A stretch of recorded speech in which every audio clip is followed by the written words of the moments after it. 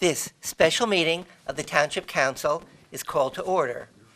In accordance with Section 5 of the Open Public Meeting Act, Chapter 231, Public Law 1975, be advised that adequate notice of this special meeting of the Township Council of the Township of Franklin, County of Somerset, was made by the posting on the bulletin board at the Municipal Complex and transmitted to the officially designated newspapers, indicating that this special meeting would take place at the Franklin Township Municipal Complex at 7:00 p.m. on Thursday, March 13th, 2014. In addition, a copy of this notice is and has been available to the public and is on file in the office of the municipal clerk. Please stand for the Pledge of Allegiance. I pledge allegiance to the flag of the United States of America and to the republic for which it stands, one nation, under God, indivisible, with liberty and justice for all. Madam Clerk, please call the roll of the council. Councilman Chase. Here. Councilwoman Francois. Councilman Kramer. Here. Mayor Levine. Here. Councilman Prasad. Deputy Mayor Regan. Councilwoman Sherman. Here. Councilman Vasanella. Here. Councilman Wright. Okay, thank you. We have a quorum. We're back at our budget hearings, and we're now at item number 4 on the agenda, which is public discussion, which we have at every meeting. So is there a motion to open the meeting for public discussion? So moved. Second. Moved and second. All in favor? Aye. Aye. Opposed? Abstained? Motion is carried. This meeting is open for public discussion on any item of interest. Anyone interested in speaking, please raise your hand. Seeing no one looking to come forward to speak, Mayor, motion to close the public portion of the meeting. Second. Moved and seconded. All in favor? Aye. Opposed? Abstained? Motion is carried. Public discussion is closed for this meeting. Thank you very much. We now come to item number 5, our departmental budget presentations. And before we start, Mr. Vornlock, is there anything else you wanted to fill us in on? No, I think we can get right into the department head presentations. Okay. So great. So first we have A, Collector of Revenue, Carol Langone, Collector of Revenue. Ms. Langone, welcome here. And You can refer to, beginning on page 121 in your budget books, is where Carol's budget begins. The first part of Carol's budget is her salary budget. There will be no proposed changes to the staffing in the collector's office for this calendar year, budget year. The OE budget begins on page 125. And as you will see, the revenue administration budget actually shows a reduction this year of just over $1,500. That due primarily to a slight adjustment in printing and binding, and also a decrease due to the shifting of software maintenance to the IT budget. So if you have any questions of Carol, I guess now would be the time. anything else you need to present, or you're good? The only other thing that is in your overall budget is in the capital budget, if you'd like to discuss this briefly now, and we can kind of get through this, and then we don't have to belabor it when we meet again on the 24th, is the folding machine that was included in the capital budget this year for, I'm going to say it's about $13,000. Thank you, Councilman. The folding machine is housed and primarily used by Carol's office, and she can explain what it's for. We use this monthly. The biggest project is the tax bills. I can accomplish folding and inserting them into envelopes within a day. Without the machine, it'd take my entire staff a full week. So, it gets the bills out when we're very close to a deadline. It's extremely helpful. You fold them in-house all the time? This machine is... Yeah. No, I understand. I didn't know if that was something sent out of house. No. Okay. I do have one question. Is postage here under that 023, or did I miss it? I believe postage is in, Postage is in Joyce's budget Oh, okay, for the entire town. I see, all right. Yeah, Councilman Chase, please. I have a question which you may not be able to answer, but I asked Tom Zelenek and he told me to ask you.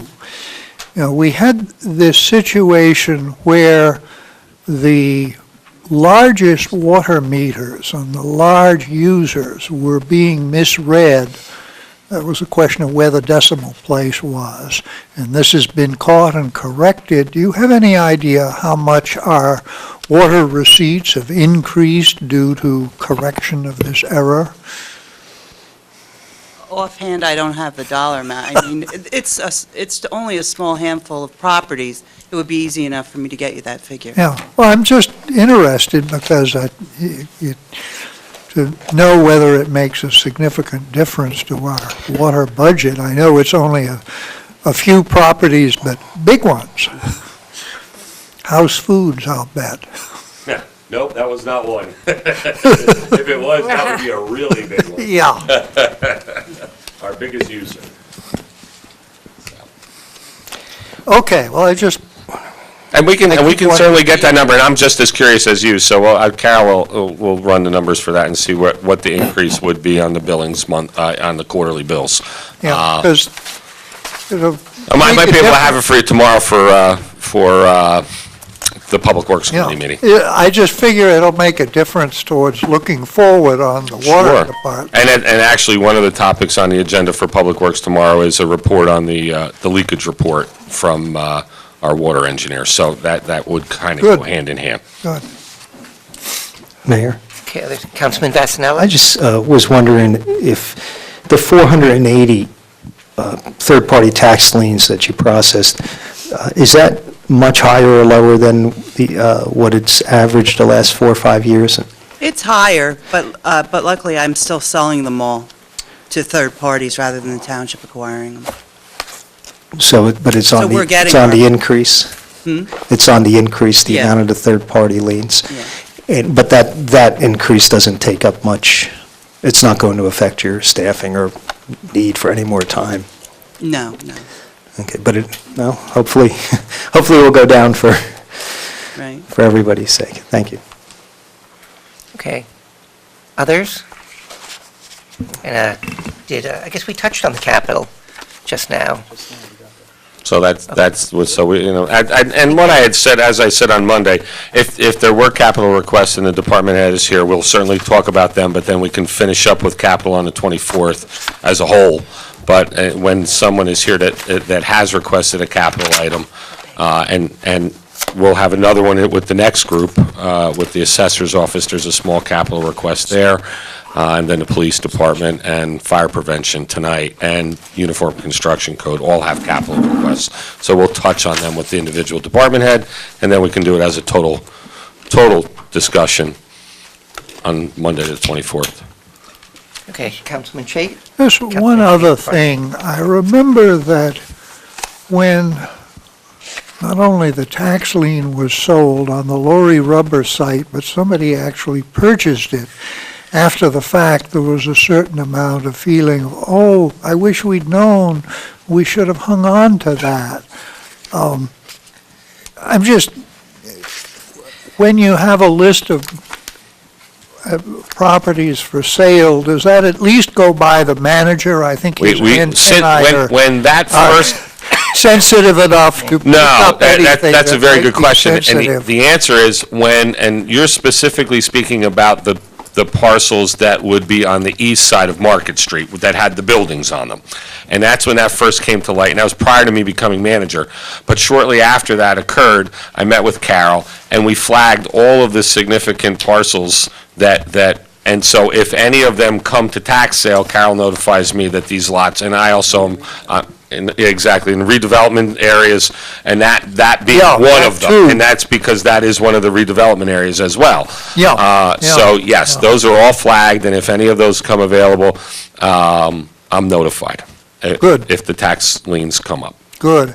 Although, actually, I guess having somebody buy the Lorry Rubber site means he's stuck with the pollution. That's the current situation with the parcel on the west side of Market Street. Yeah, well, that was the one I had in mind. So, okay. All right, if we have no more questions, Mr. Mayor, I can bring the Ms. Langone, assessor up. thank you very much. Thank you. Appreciate it. So we've got 5B, Tax Assessor, Richard Carabelli. Which begins on page 131.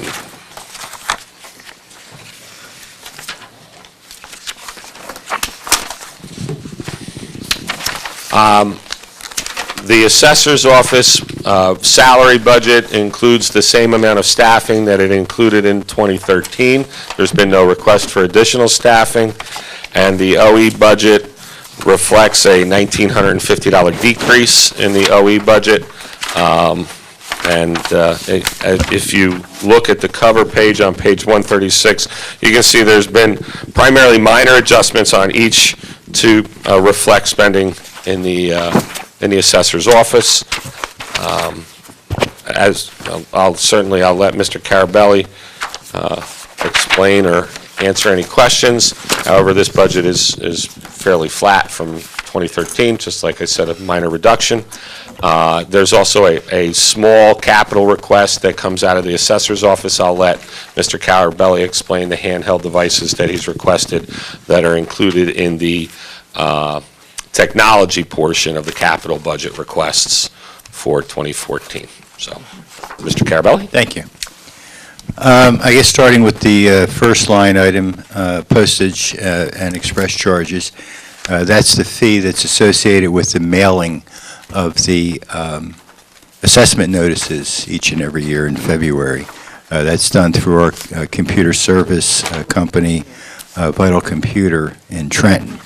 Printing and binding is the printing of those notices along with the binding of the spreadsheet tax list once the values are finalized. I guess next, clothing and uniforms, that has gone down to account 43. Our union agreement with my three field people requires that we provide them with $250 worth of clothing each and every year, so that's the $750. Books and publications are basically manuals that the assessor uses and my department uses generally in evaluation of real property. More specifically, the Marshall and Swift Valuation Service annual publication, which is probably 80% of that figure. Conferences and meetings, they're and educational and training pretty much run side by side. Those are courses and meetings for myself and my deputy, Carl Eby. We both belong to the Assessors Association, the International Association of Assessing Officers, and also we have a Certified Tax Assessor certificate, which requires that each and every year we attend so many educational hours of training. Professional dues, I think that's Carl's real estate appraisal license. That's the annual fee. I skipped over the biggest item, which is a professional consultant and specialized services, which is our, at this time, I guess, two appraisal firms that assist us in preparation of tax appeals almost exclusively at the state tax court level. I believe that number has been the same since I've been here, 2009. Mr. Mayor? Oh, pardon me, Councilman Kramer. Thank you. So this is not a question on your budget. We had a discussion just before the cameras started rolling, and I thought it was good information for the people in the town to know. Assessments went up. The general value of property in Franklin went up. Could you characterize for us what portion of that is home value or property values being assessed for higher values versus new properties coming online?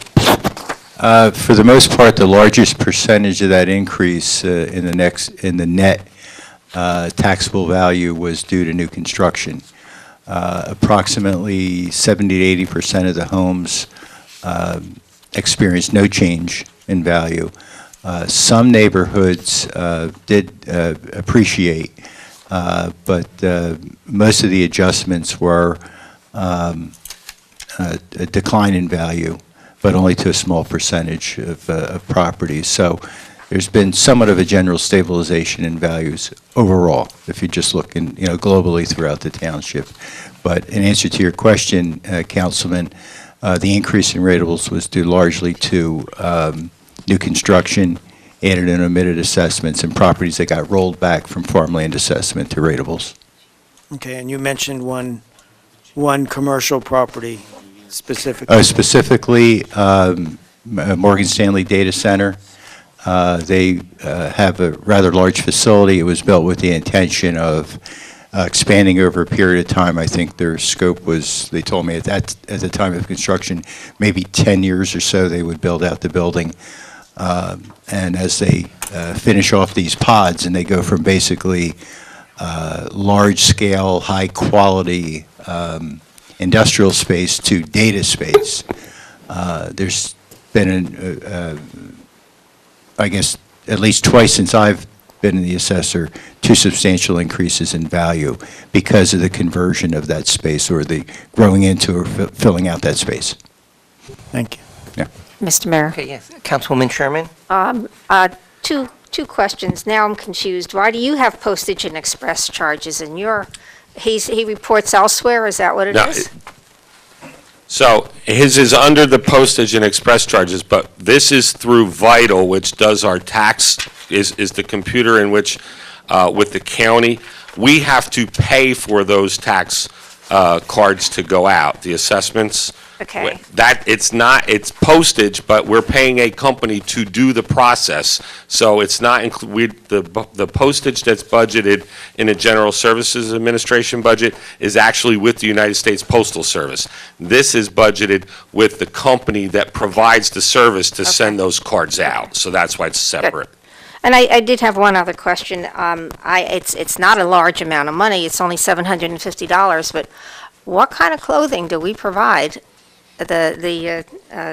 We have to budget because contractually, if they damage their clothing, all field workers are entitled to reimbursement for clothing that's damaged. Okay. So it's not a given, but it's that you don't have, there's no uniforms or anything like that. It's if they're, and they, to do assessments on some of commercial Sure. properties and vacant properties, Yeah. there's the potential. So in their contract, Yeah. they're entitled to up to a certain dollar figure in rearbement annually. no, that's fair. I just was wondering what we were buying, if there was something they needed to have every year. No, in that fact, was- if you look, Councilwoman, it was previously budgeted. Yeah, I saw it. On a different line. Right. And $750 was budgeted, but only $316 was spent. That's Right. because not a Okay. full reimbursement went to all 3 employees. Okay, all right.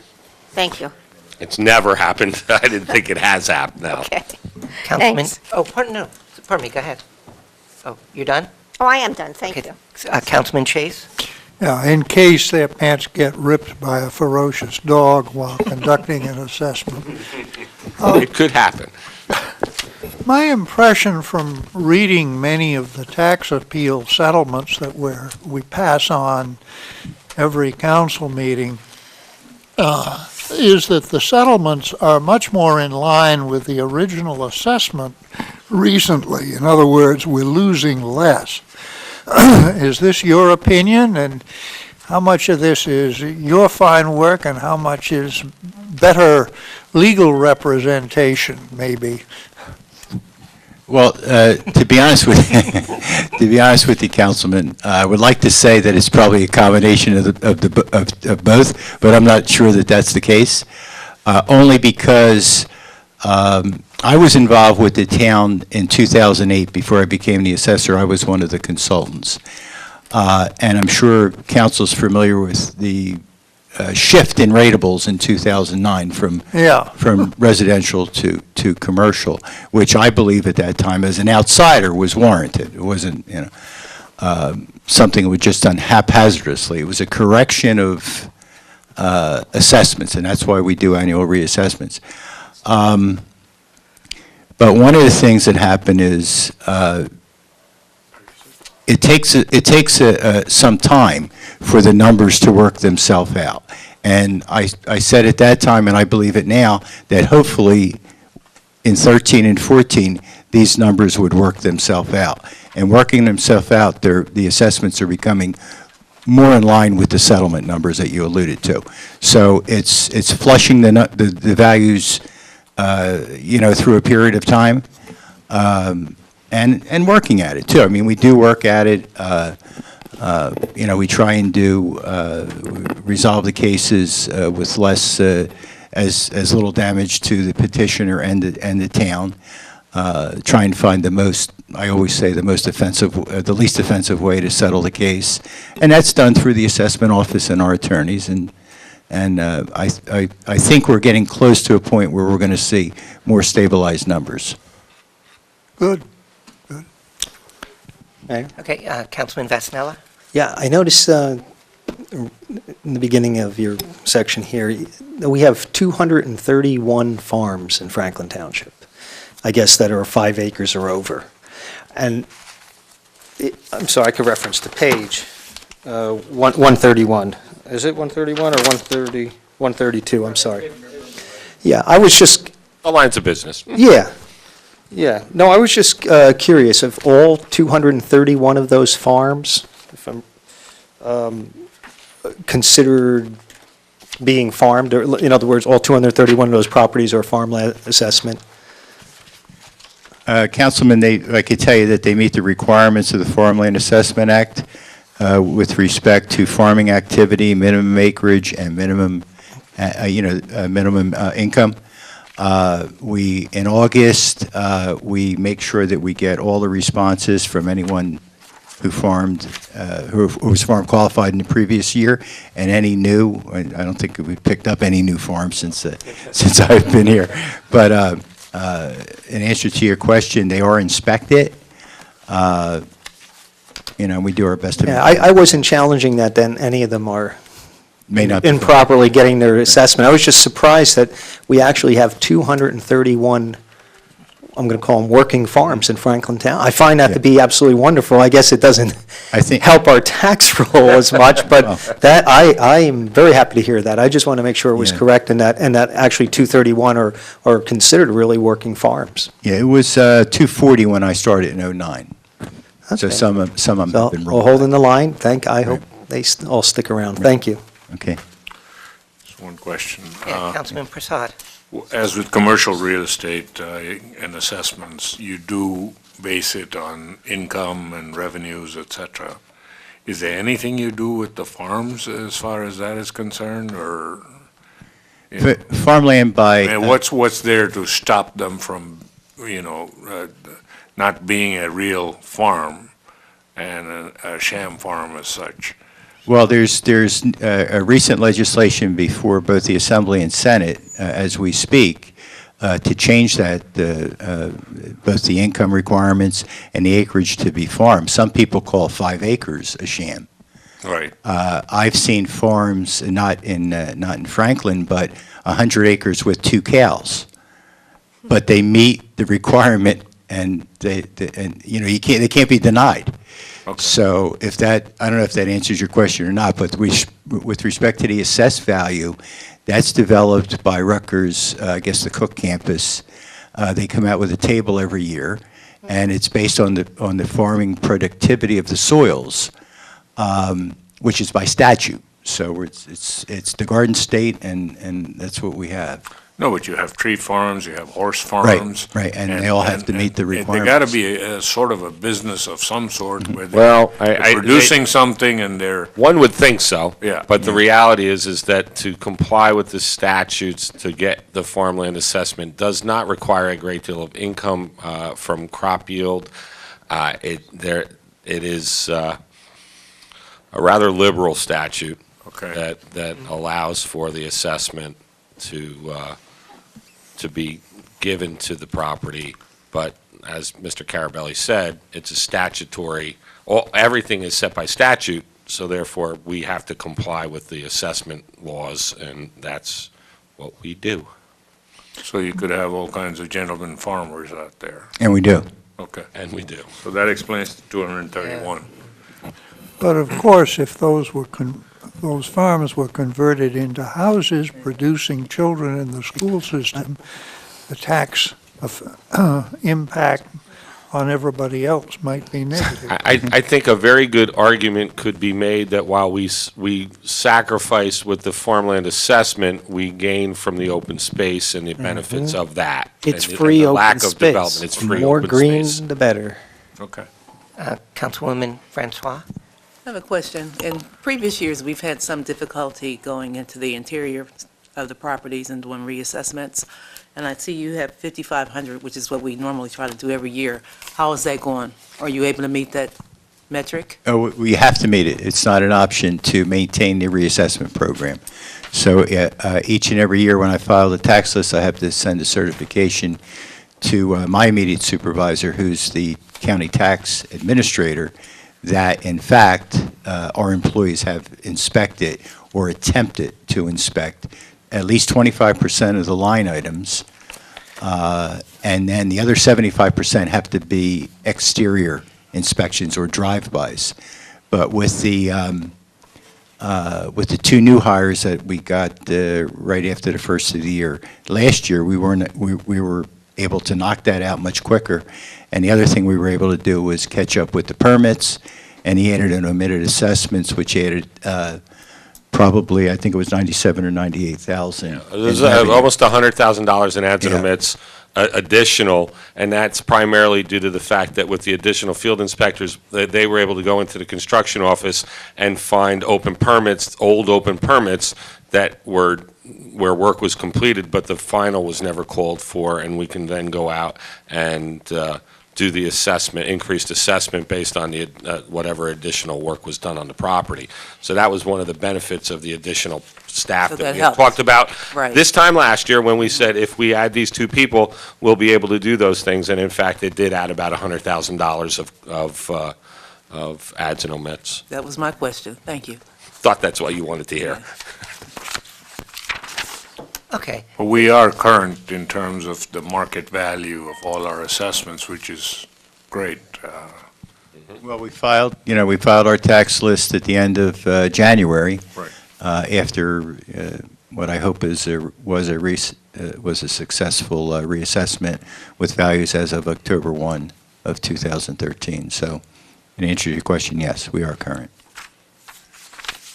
Okay, I see on page 147, there's a request for an extra $25,000 for the tax attorney. Is that your request? Is that his request? That's at my request. Okay. That's not Mr. Carabelli's request. That would come from the manager, and it would come from the finance department, and that's based on estimates, and that was discussed, as you recall, Mr. Mayor, in financial oversight at great length as to how we were going to proceed, and the estimates for tax appeals for 2014. As you're aware, the tax appeal, we are now hitting our stride with those appeals from 2009 on those commercial properties that Mr. Carabelli just recently spoke about. And therefore, there will be increased tax bills, tax attorney bills, because we are seeing many more cases actually now get to state tax court, because the process generally takes about 5 years to get to tax court. So what we now have is those appeals that began in the 2010 on 2009 tax bills, 2009 assessments, I should say, when those are now coming to court. And we have been, for the last 2 years that I've been involved in the process, right at the number for tax appeal attorney, which was 165. Given the fact that it's anticipated that there will be more time in court this year, I felt that it was appropriate that we added $20,000 to that to bring it to 185 as a not to exceed, and that was discussed at length in financial oversight. So I think that we need to be at that number. And if you recall, we were at 190 prior to, well, like about 3 years ago. 3 years ago, we were at 190, and we wound up going in at 260 by the end of the year. Right, well, I believe it was 250, and we set the 160 artificially low. We commented on that just so that bells would go off because we were unhappy when we set 190 and we wound up at the end suddenly getting a bill for 250. So, I remember that. yeah, so. Mr. Mayor, I have Councilwoman just Sherman. a question just occurred to me. When you have an appeal that goes back several years, the value went down and then has come back up since then, right? The valuation of the property has gone down. and May or then may it's not slowly- have. So what number do they use when they settle it? Do they use the year that it was initiated in 2008? Well, every year is an individual appeal. So if you start it in '09, you have the value October 1st of 2008, and then if you had 10, you have the value October 1st, 2009. They're separate appeals, so there's separate effective dates of value. Okay. So you could have a court decision for 5 years with 5 values. Oh, okay, okay. You break it down, I'm That sorry. makes sense. All individual. Yeah, all right. Yeah. Okay. Where do I find the reserve for appeals? You know, That's not a budget item. That's in a general ledger. That's not in the OE budget. Okay. When we pay out them, from where does it come? Okay. Like what I would consider the surplus? Is there a reserve for appeals? There's a reserve account in the general ledger for tax appeal refunds. Okay. We don't budget that every year? We don't, We budget the money we're going to put into the reserve. Okay. The budget, which is one of the items that we'll talk about later on when we talk about the finance department budgets that line. Okay, And so so I'll get to that do you know where it's at, later. Kathy? We can, traditionally, it's been 500,000. Oh, okay. Page 411, according to the okay, table of thank you. I was contents. saying, it's in the budget book for what is budgeted from OE, but it's Okay. an account in the general ledger that doesn't, it's not like the typical budget items here, which on December 31st go away, and the money goes back to the fund balance. It's a reserve that remains funded until it's spent, Okay, like a trust fund almost. like a trust fund, exactly. Okay. Yeah, well, I noticed that in the budget, it looks as if it's all spent every year. Because it's moved into the reserve the day after the budget is adopted. It's money there are many others. We'll talk later about the redevelopment agency. The redevelopment agency is funded by the township. It's funded in our OE budget, and when the day after the budget is adopted, that money is moved to a trust where it's now no longer, it's completely expended in one movement, and that's the same as with the tax appeal budget. Okay, Councilman Fasenelli? Yeah, in general, we have dozens of these accounts, from what I understand, right? We do. Maybe to make it easier for council people, at some point, I know it's scattered around through here, you could just have It's it far more printed than out. it's many, many. Well, no, many. I'm saying, but at some point, maybe there could just be a sheet that just lists them, and people will have a better understanding then of what they're avoiding. Most of them I'll be touching on, and I'll let you know. Oh, you're going to, okay. See, Yeah, I if didn't the know we were gonna go finance into every department one. does all of those lines in the budget I that are not associated with an individual department. So let's talk about that when we get to that section. Thank you. Finance Department. Okay. Now, okay, and that is a larger one, so it's of interest to me. Yeah. I get, maybe, I know we've got reserves and things. I get concerned when we have these large payouts on settlements, and maybe because it's negotiation, this isn't the place to discuss it. But how do we keep those more under certain levels than we have? Did I ask that properly? Is there a way I to keep think those I down? understand what you're saying, It's but I can assure you between my office, our consultants, and our attorney, that we do, our best to minimize the township's exposure when it comes to these refunds. I've walked into court and won cases that I said we're never going to win, and I've lost cases that I said we're never going to lose. It's in someone else's hands, Mayor. It's not, when you go the distance, it's up to the judge, and you do your best to support your opinion. Okay. Okay, just, they feel like a lot of money come through. In particular, there was the hotel last year, and we won't go into all the Right, details. and there are a few A like large that. check, And- right. and there are a few like that. But as Mr. Vornlocker said, these larger appeals are coming to the forefront, and we have to, we have to deal with them. Okay, And what you see, I mean, that it wasn't a one-year decision. It was a multiple-year judgment or settlement, whatever the case may be. So we're looking at, 3, 4, 5 years of exposure, and as you're alluding to, it adds up. okay. I'm just making the point, that's all. Councilman Kramer? Actually, I think Chase. Mr. Chase was... Well, this is just what I was alluding to. I often read those tax appeal items in the consent budget, and lately it seems as if the tax court decision is maybe there'll be 5 years, and 4 of them it'll be exactly what we were assessing at, and one of them will. And after all, if it's a $200,000 change in assessment, that's not all that much in taxes. It's when it's a $5 million change in assessment that it begins to hurt. But I haven't read all of them, but it's looked to me as if we're doing better recently than we had been several years ago. Okay, Councilman Kramer? Thank you.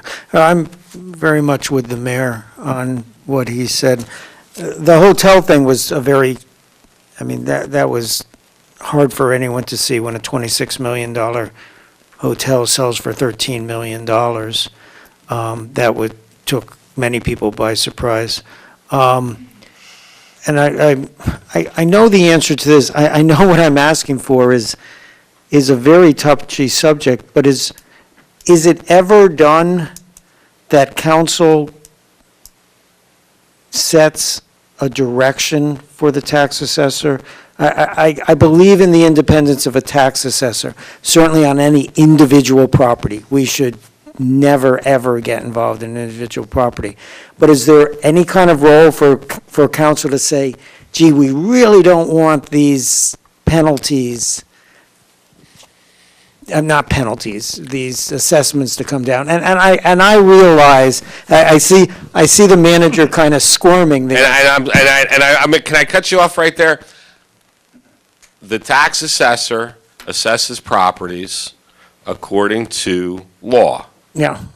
So there is no role for council to give the tax assessor direction That's on how he assesses properties. Yeah, no, So, without going into any really more detail about it, that is why he is independent of that influence from the governing body, because he needs to remain independent, and I don't even want him to answer the question. Good. So, that That's would be the enough. answer. But actually, I'm going to follow up on your question a little bit, but stay delicate, okay? Okay. I'll try and stay delicate. As an example, I'll stay delicate while you ask. okay? With the township attorney, if we have a lawsuit, and he says, okay, they're just making it up. They're suing you for $10,000. It's going to cost you to pay me $20,000 to defend it. We may say, go defend it, it's the principal, or forget it, I'll pay the money, bite my tongue, and go away. Can we ever say, not to you, yes, the assessment is good. Appeals attorney, how much is it going to cost? It's going to cost me $50,000. Oh, but man, it's going to only cost me $20 in taxes. The answer is it's apples and oranges, Mayor. Okay. The assessment of property gives a tax bill to a taxpayer. It needs to be completely impartial, all right? You're talking about the settlement of a lawsuit where many, many financial aspects come into play.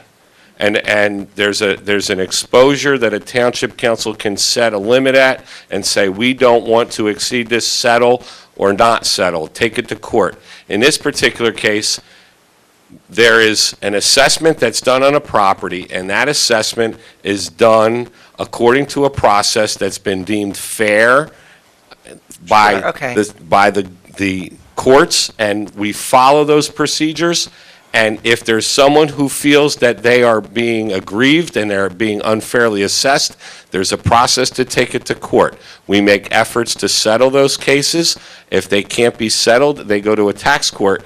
And we really, as the, well, I should say you, not me, you as the governing body really have to accept your tax assessor's decision, and that case has to go to the tax court, and a judge needs to make that decision if the matter can't be resolved prior to. It needs to be free and clear of any influence from the governing body for it to be fair. So Mayor, Yeah. I don't know if you No, were Councilman finished, just to Costello, kind of conclude this, because unless anything's changed, council's never had legally any part, role, play involved Always in been- council. The only thing we You're do, right, Council. the only thing we do, if I'm to understand, is when a settlement comes across, not the judge, just a settlement. Settlement. Because that's what we're trying to do. It comes to us for approval. Correct. And if we feel that we need further explanation, which we did once or twice, we held up a couple of them out of, hundreds, just because we felt we needed more. One time, we actually discussed it because there was some issues in executive session. But otherwise, we can yay or nay, it's correct, we could yay or nay the settlement, but otherwise, legally, we just, Yes. that's You're our role, 100% correct. nothing else. If you said no, it would go to tax court. You can say no to a settlement as the governing body. That just means that it goes. And I don't know if this goes to answers the court. mayor or Councilman Kramer's question at all, but by yay or nay in your settlements, we're kind of indirectly, subtly giving some direction, because you would be interpreting our threshold for what you're saying. We rarely ever question them in, one or two out of hundreds. But I'm just saying, so that's the only place we actually have any influences in accepting or denying your settlements. Okay.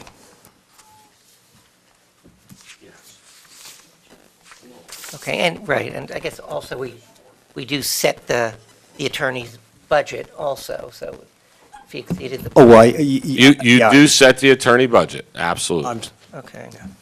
All right. Anything else for Mr. Carabelli regarding assessment? Mr. Carabelli, thank you very much. We now have Community Resources, our Director, Diane Leach Thompson. I believe that's page 371.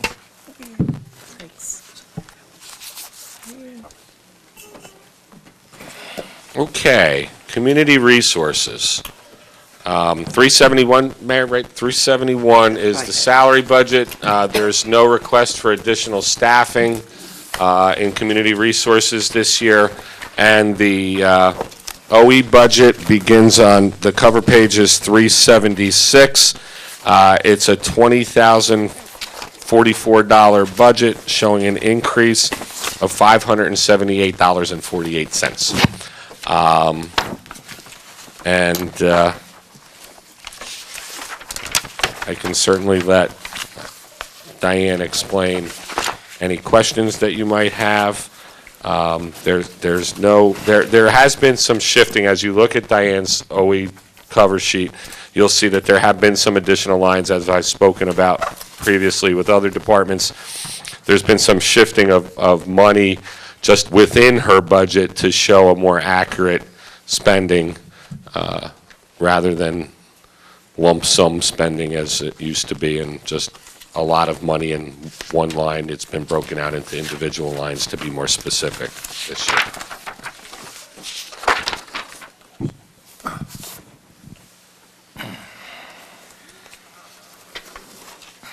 Any questions?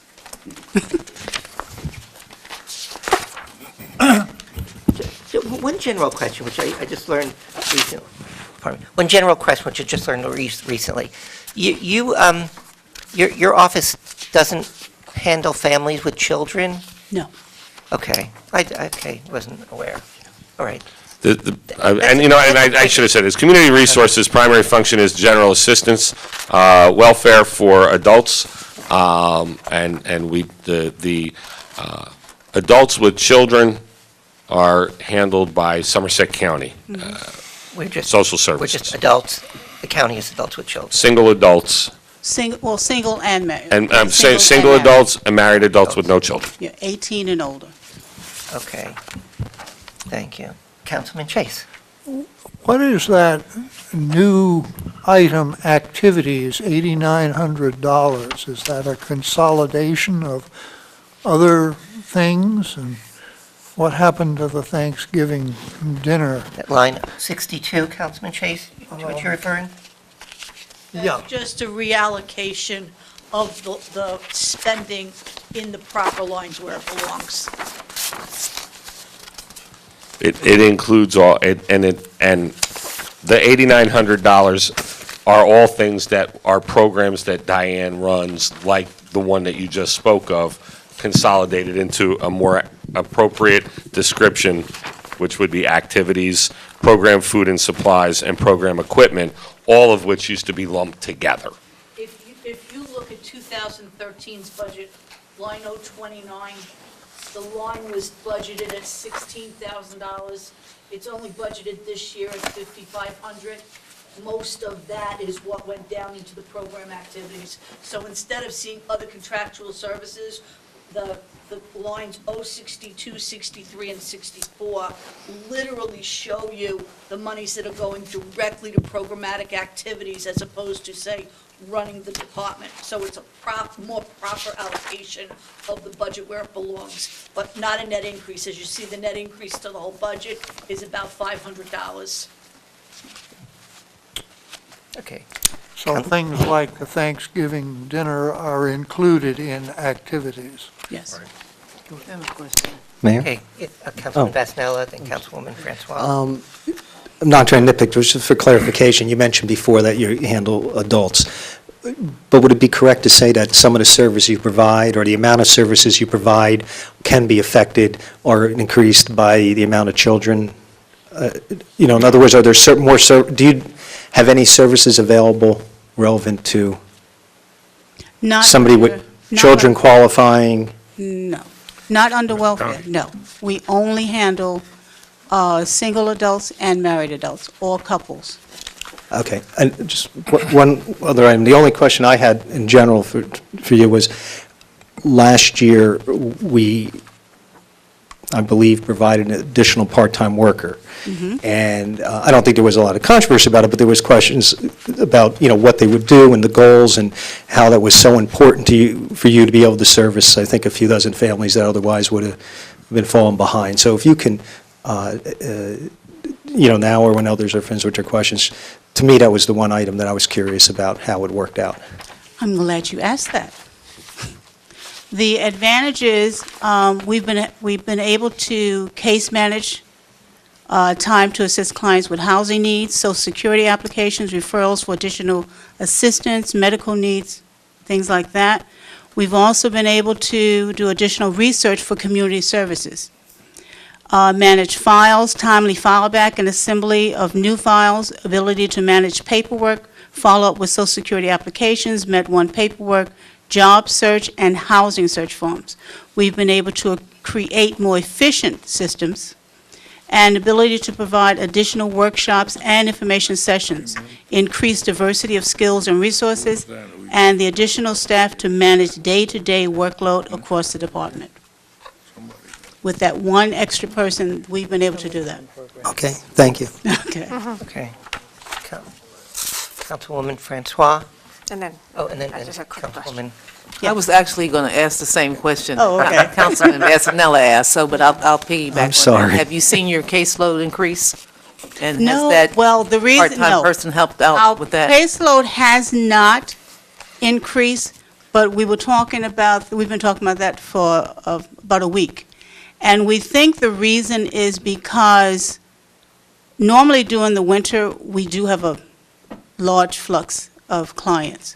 But I think a lot of it has to do with the regulations have been changed in terms of when someone comes in that's employable, they have to do 28 days before they're even considered to be eligible. If they complete those 28 days, then they're eligible for assistance. A lot of people have not gotten through that process. As a matter of fact, we did a count, and we've actually, from last March to this March, we had 106 people that we denied. And we see, because we do initial interviews on Tuesdays and Thursdays, and that means that we average 8 applicants per month. You denied for what reason? They didn't complete the process. They may have not completed applications, but a majority of them, they did not. But it wasn't because you didn't have time for them? Oh, no. It's just. No. No, actually, that's where we've improved, is that Yes. we now have the staff, the appropriate staffing to meet that demand. Yep. But one of the things and Diane, I'm just going to ask you a question because I think it's might not be relevant to your budget, but I think it's an interesting thing about this program that not maybe everyone knows. If someone is receiving general assistance, one of the requirements, if they are employable, is to go out and seek employment. Correct. How many, I'm trying to think of the word, but how many times do they have to make an effort to find a job a month to satisfy your requirements to continue to receive general assistance? Everyone that's employable, they have to do job searches, and they have to do 30 job searches per week. Has to be submitted every Friday. If they do not, and also because we have the extra staff, now we can actually check those job searches. So the job searches sometimes, and we've had a lot of bogus job searches. We've called the place, we can't tell them who has applied because that's confidentiality. But we'll say, well, do you actually have a position open? Because we had someone that said they applied at your company, put in a resume or whatever, and they'll say no. Well, do you have someone by this name there? We've never had anyone here by that name. So then that person, now, if they've already been accepted as a client, they're terminated. If they are doing the 28-day process, what happens then is they're denied, and they cannot come back and apply as per regulations until 30 days later. Well, just briefly, what do you mean by the 28-day process? The 28-day process means they have to be searching diligently 28 days for a job. Okay. Before they become eligible Right. for any assistance. Right. They are not eligible, they're not even considered eligible. Once they complete that, and that's again, 30 job searches and documentation per week. So at the end of each week, the staff now can check to see, okay, are they doing what they're supposed to be doing? Because they're supposed to be submitting it to us on Fridays. So before, we had one person that could not weekly check to see if they were doing what they're supposed to do. Following up on, if the documentation is in. When she was able to check it, it was at the end of the month, which is too late when you're talking about an actual client, because we have to give them a 10-day warning before we terminate them, sanction them, or close them. And just quickly, I don't want to belabor, but do you coordinate with New Jersey Employment Department, private agencies, as we would say, employment services, We or work anything like that? one stop. Pardon me? One stop. Workforce New Jersey, one stop. Is that a state agency? Yes. Okay. All right. So, Councilwoman Sherman? Yeah, I just would like some clarification. I'm a little confused. I heard you say that the county handles families with children. Mm-hmm. But, so you have children's programs too. Right. So I'm not quite sure, help. That has nothing to do with welfare. all right, so Right. And that's what the Activities. difference is. Yeah, Right. so you can service children, you can service socially any group that you feel has a need if they're not on welfare. No, the general assistance welfare is a program where we only provide welfare to adult, single, or couples. Our community resources department, run by Diane, runs programs that benefit children in our township. One having nothing to do with the Okay, other, all right. one- and nothing to do with welfare. Those families may receive welfare, or they may not. All right, okay. But in the if they do, application they for receive it welfare- from Somerset County Social Yeah, Services. the welfare application is only adults, whereas the Correct. county takes. Correct. But Exactly. that's what my question was. You have other programs Yes, that involve which is children. separate from welfare. Okay, all right. Councilman Prasad? Yeah, just some of the activities that you do use a lot of volunteers, don't you? For welfare? Well, yeah, to help out with The the workshop and activities. stuff? No, we. No, the activities like the Thanksgiving meal and all that. We do all that in-house. Yeah, that's what I'm saying. So you do, Our staff, we do that. No staff, there's no volunteers helping out That's our with it? staff that does all that No, work. we do Wow. all of that. Wow is right, so yeah, that's, no, I mean. I agree. That's a lot of work. They do a lot, They do a lot, absolutely, yeah. with little. So I commend you for it. Thank you. Thank you. Okay, others? For me, actually, Councilwoman Sherman had a good distinction, that those two pieces are separate. So the programs for children, how does that coordinate with, or does not, or not related to our teen rec program, or anything such as that? Well, the summer child care, Or anything that recreation does? it's totally separate. I know it's separate, We but have is a, it similar? the child care, no.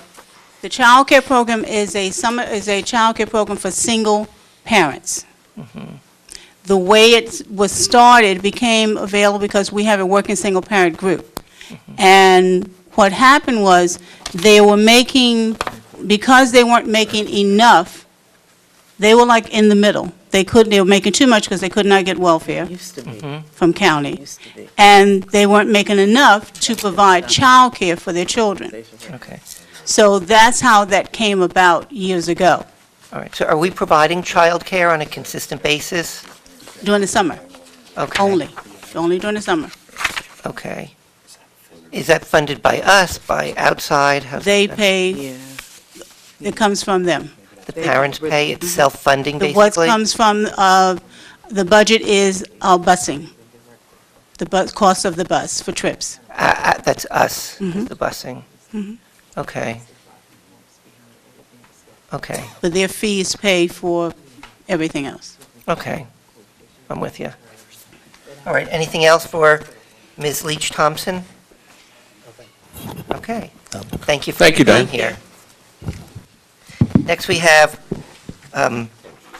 Mr. Lupo, the construction code, our construction official, construction code. Uniform Construction Code begins on page 186. Here. Nickname Profit Center, is that how we term your department, Mr. Lupo? Sorry. Very quiet about that. Okay, let me try that again. Good service, Um, quality service. On page 191, after the lines of business for Uniform Construction Code is the salary budget, you'll see there is currently listed a vacancy. That does not indicate an increase in staffing. That's just simply that we currently have a vacancy for an electrical inspector that we're currently seeking to fill. But there are no requests for additional staffing in Mr. Lupo's Uniform Construction Code budget this year. His OE budget begins on page 194. There is a rather significant increase in this budget.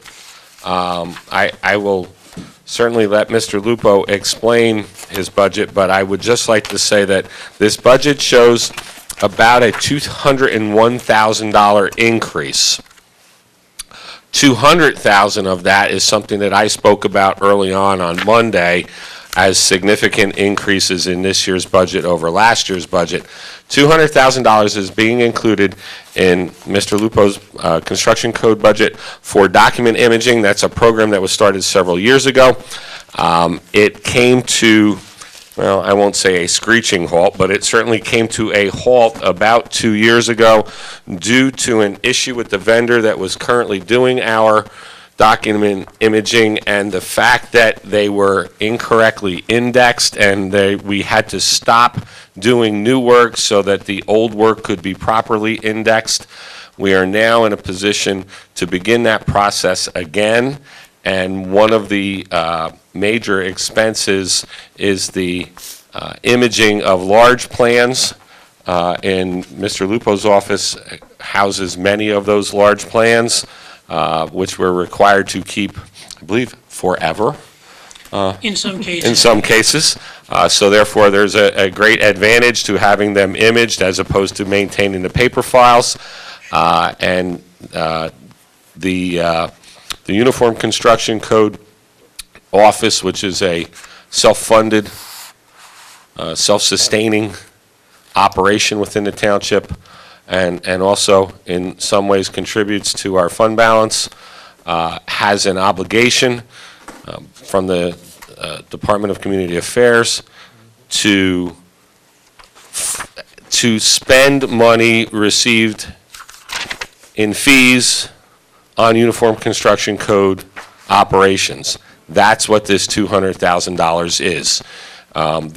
This money is truly funded by fees that are collected from the building department. And so I'll turn it over to Mr. Lupo if you have questions, and he can also explain to you some of the things that have happened over calendar year 2013 that have led to the budget for 2014.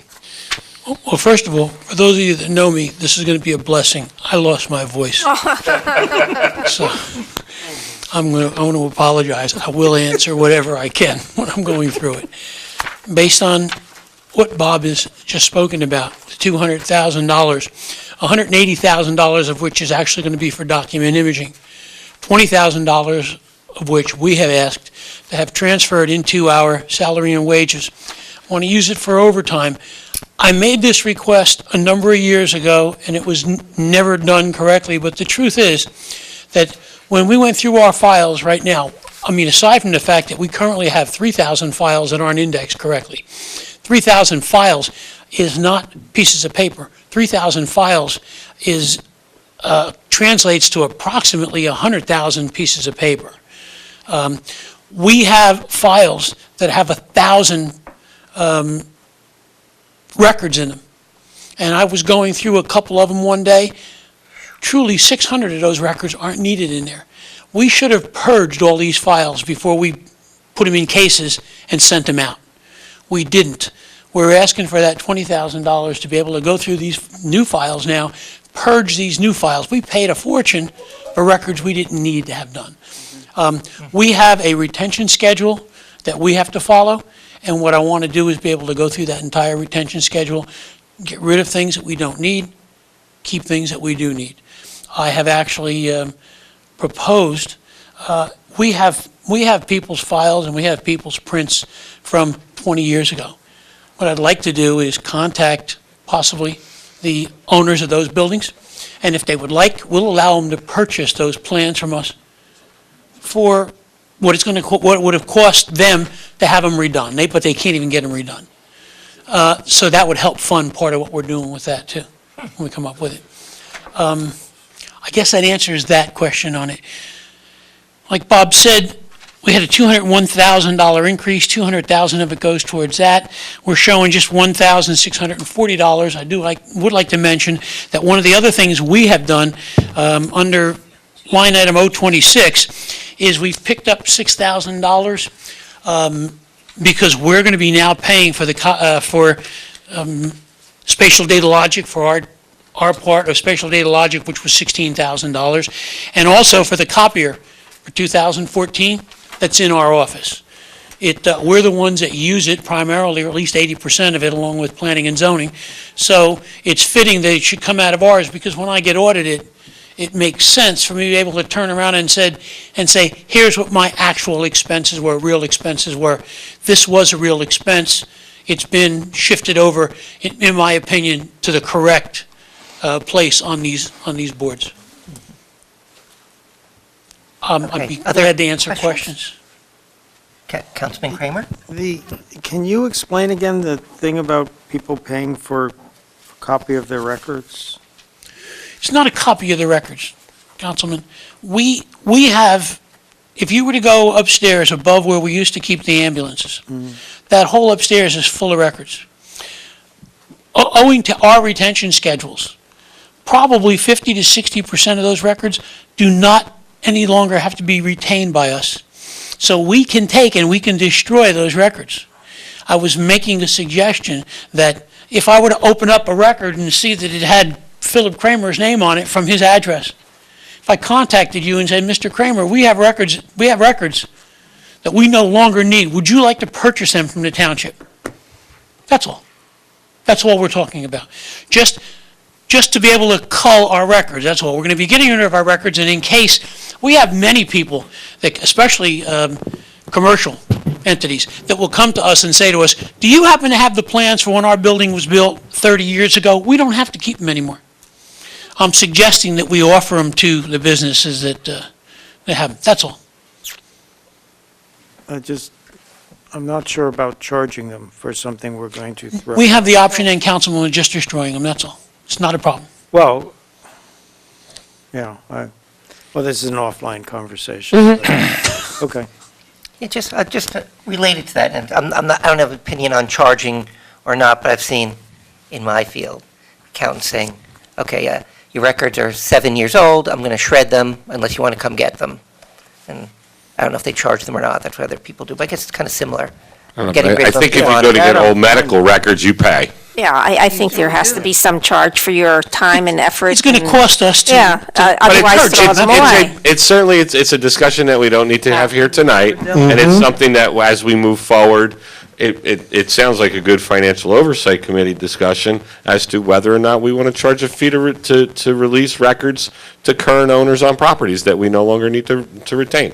So I don't know that I have an opinion one way or the other. Yeah. I have to think about the labor involved in doing it and see if we need to cover the cost. But certainly, it's something that we don't need to decide tonight, and we should have a discussion about. I apologize for bringing it up. No, it's okay. Don't apologize. It's a good idea. No, anything like that's good to know anyway. Bring it by financial oversight. Okay. I don't, do you have anything else that, from a budgetary point? If they have questions, I'd be happy. I have several other things just to add about Vince's budget, but certainly we'll talk about OE. There are capital requests, too, that we just need to touch on before we're done. Yeah, just a quick question. Was somebody else? No. The professional consultant specialized services, was that part of what we talked about? It's 15,000, I guess, in 2013, and now it's... Oh, okay, that's a good question, why that went up. All right, so it went from 15 to 50. And you'll see that there was none spent. Only $236.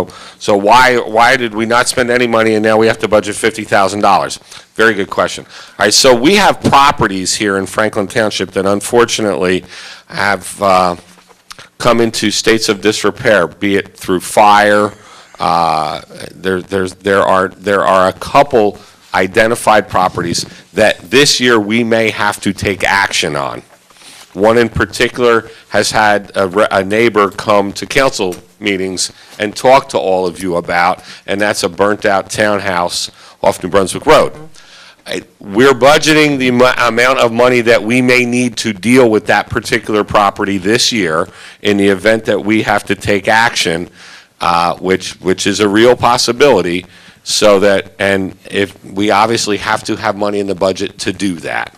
And so this has been an ongoing issue in the legal issue involving our attorney, the bank, the homeowners association, the former owner and the mortgage company. So we're trying to put ourselves in a position that if we have to do something, we'll have the funds available to do it. I was concerned, well, not concerned, but wasn't there some discussion about putting the Pulte legal fees in? They're in. Pulte's in there. That's Pulte's under legal legal services. services. Okay. That's the line above it. Okay. Line Legal 037. services is for And you Pulte. had a budget for it last And year. we had it budgeted last year as We well. budgeted 50,000. And I guess the same question about the uniforms, it's the same issue. In People were out on the Vince's road. office, the inspectors wear uniforms. As you see, Vince has one on Okay. right now. That's so that they're easily identified, Okay. and so that's to maintain those uniforms. Okay. And you will notice an increase on that, and the increase had to do with our ISO reports this year. The Insurance Services Organization required us to purchase high-visibility outerwear, so we didn't have problems with somebody getting hit, getting in and out of cars. It's the Because same of kind where of we go. vest that the police wear Right. when they're out on traffic. So you might notice them, Yeah. we had bought some already, and we were making sure we met the rest of the requirements we had on that. Thank you. Okay, you're going to continue with OE and... Well, that's his OE budget. and capital? So the capital budget, in this year's capital budget, there are 3 vehicles requested, Ford Explorers, and those vehicles, generally speaking, the Construction Code Office purchases vehicles new, and after a couple of years, they make their way to some of our other departments, and that's how we fund the majority of the non-police fleet, is through the construction office first for what are obvious reasons, and then they make their way to the other departments after they're a year or 2 old. And that Quality. we will continue with that Keep one process. take 'em. And so- Quality hand-me-downs are always... Quality hand-me-downs are always a good thing that every department is happy to receive. But don't tell the DCA. And then we have, I'm just going to keep moving on, yeah. Councilman Chase. And then we have C6 and C7 for the municipal building. This calls for $25,000 for roof repair and $15,000 for carpet replacement in the construction code wing. I'll let Mr. Lupo explain that. We have developed some leaks in our roof. I do believe it's directly related to the panels that we put on the roof. The solar panels? Yeah. We never had a leak, we never had a problem. We have a rubberized, what they call dividend-type roof. Dividend roofs they're great as long as nobody walks on them, as long as nobody does anything to them. We never experienced any leaks until we put the panels up on the roof. Now we've had some leaks, 2 of them, very notably, I mean, it was like raining in the building. Our DPW department was a great help to us, and I have to commend them. They got up on that roof, and they did manage to find, in that lousy snowstorm, 2 of those leaks, and actually get them patched temporarily. They're not sure how long they're going to hold. We're not sure how bad they are in other areas. So I don't have an exact amount that we're going to need to have that done, except I'm turning around saying what's, in my opinion, the worst that could happen. And if they had to repair every seam up there and go through there and look at everything, I just budgeted $25,000 to be able to take care of it. Again, that came out of UCC funding, so we didn't have to use it out of a capital expense to do another part of it. That was what that was for. The same thing came about with the $15,000 for the carpet. We have carpet in certain areas that has become a tripping hazard, owing to the fact that that's when that stuff starts to pull, and I'm sure that anybody who's been in our department knows it. Councilman Chase, I'm sure, has stumbled over at least 1 or 2 of them a couple times himself walking into some of the rooms. So we have to replace some of that carpet, but it is 8 years old now. Okay, Councilman Chase? On page 189, you write, "I am asking that the township consider extending the hours in the construction department to a 40-hour week." Could we just, I don't mean to cut you off, this is a contractual issue that it's part of negotiations that we probably shouldn't discuss now. Contractually, his employees work 35-hour work weeks. It is not, in any case, it's not in the budget as It is now not. It is not in the budget because it is a contractual issue, and the inspectors and clerical staff in Mr. Lupo's department are all under a contract that is under negotiation right now. Okay. So I don't mean to be rude, I don't want to cut it off. So We we'll just- deal with an executive session It's, down the road. it's a contract negotiation, Councilman, let's just leave it at that. Leave it at that. Okay. Other questions? I'm sorry, go ahead. Yeah, You go. Councilwoman You- Sherman, go I ahead. already had a turn, so you go. I just had the question, make sure I'm understanding with the, I'm sorry, 187, where you have the report with the income expenses difference. So for 2013, for example, we had just about 2.4 million in income, a little over 1.4 in expenses. The difference, which was almost $1 million, what happens to that money specifically? And maybe that's a question for the CFO to ask. No, I can answer that question. What, when, and where? It goes into fund balance, Councilman. The general fund It balance. goes into fund balance, that's the answer. So the more revenue there, It the less goes into expenses. fund balance. I want to make sure I'm understanding. It's a net gain then, and our, ultimately what we refer to as our surplus. I think, yeah. Councilman rather discuss it Vasanella, with- I just would like to Just- say I'm one just thing wondering- that might clarify this. When we run a surplus by state law, we have to do one of two things. Either spend that money within our department or reduce that fund, Please. that amount. The state has allowed us, providing we spend 1/3 of this balance within our department, to put the rest in the fund balance. They're not bothering us like they're not bothering most other towns. So, in answer, and I guess that would answer the question, without going any further, I hope that satisfied everyone. Which, Okay. okay, we absolutely do that, on the record. Thank okay? you, we do, Mayor. We are meeting that. So the question I had is Councilman really just not specific to the budget, but how long will the document imaging program take to be completed? It'll be It's forever. Forever. Oh, forever. I mean, right now, we have things stored where you said the ambulances Sure. used to be, and all kinds of rooms in this building. Yes, we are do. stuffed with documents. To the gills. Those will be able to be destroyed, yes? Some can be destroyed, some documents we need to keep there's retention schedules that range from 1 year to forever. Forever, I see. And so and we certainly will work through all of our records in an effort to get them digitized. However, we create a Understood. couple hundred new ones every day. But the big bulk is to try to get rid of the ones Need that to have been in backlog and clear out what we storage don't need. and clean all of that up. And I guess that's Absolutely. what I'm focused on. I good. Yes, wasn't looking to Councilwoman, the future. we issued 4,900 permits last year, so that's 4,900 new records. We'll reach a point where we won't need the $180,000, but we're never going to reach a point where it's not going to cost us anything per year. However, Understood. However, in defense of document imaging,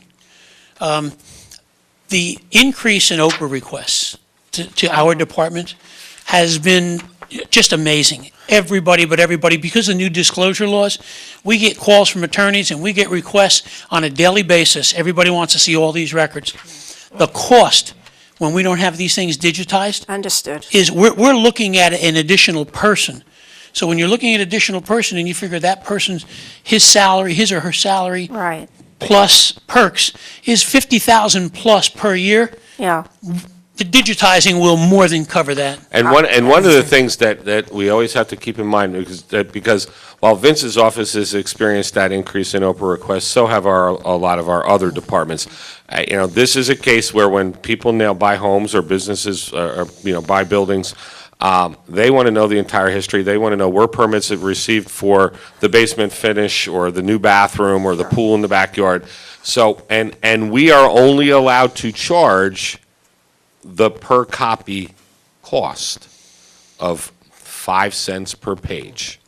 Okay? We are not allowed to charge for the time it takes us to find the document, all of the effort involved in that. So if all I have to do is look it up on a computer and hit print, it's a whole lot more economical than it's sending somebody up into the loft of the garage and search through boxes. And I can certainly That's it. appreciate the efficiency that provides, Absolutely. and I think that's And wonderful. that's a I guess- huge advantage. Oh, no question, no question. I guess I was just trying to get some sense of how long it's going to take to the point where you are current, where you can be doing this year's documents of and by themselves. Well, so when we get Vince current, we have the clerk, we have fire So is prevention, that we have answer never? engineering, we have the police department. So I would say it's long-term. I mean, I would not estimate us having a backlog completed maybe somewhere between 5 and 10 years from now. Okay. It's all I a wanted to hear. long process that we will be involved in. Right, a worthwhile one and Absolutely. necessary, Absolutely. but I just wanted some magnitude of years, so you answered my question. Thank you. Okay, others for Councilman Kramer. Thank you. So I believe I asked this in financial oversight. Have you considered giving someone who is applying, mainly large firms, a discount if they submit electronically? Because then we don't have to scan it in.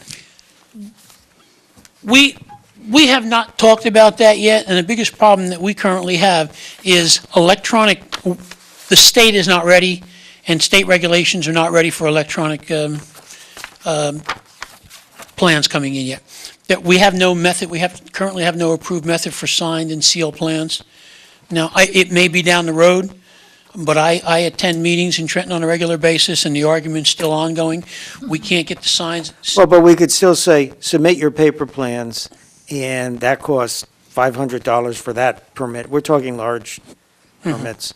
And we'll give you $50 off if you also submit an electronic plan. I don't even know if they're the same format. I don't know if it would slip right into our system or not. Except the problem would be this.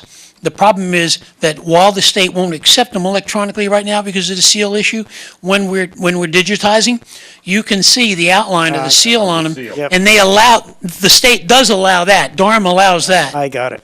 Okay, thank you. Yeah, no, good point, though. Okay, other questions for Mr. Lupo? Mr. Lupo, appreciate it very much. Thank you very much. Got a little lemon and honey for your throat, and you'll be in good shape. Next, we have Thank you, Vince. fire prevention. Mr. House, is he?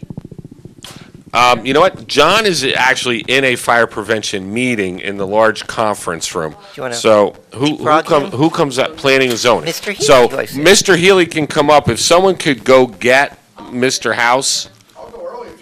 I'm sure you will. Okay, I've got planning and zoning. You're next. Planning and zoning, our planning director, Mark Healy.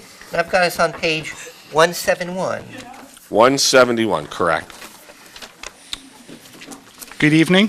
My presentation is going to be very brief and essentially the same presentation I gave last year because my budget is proposed to be the exact same as last year.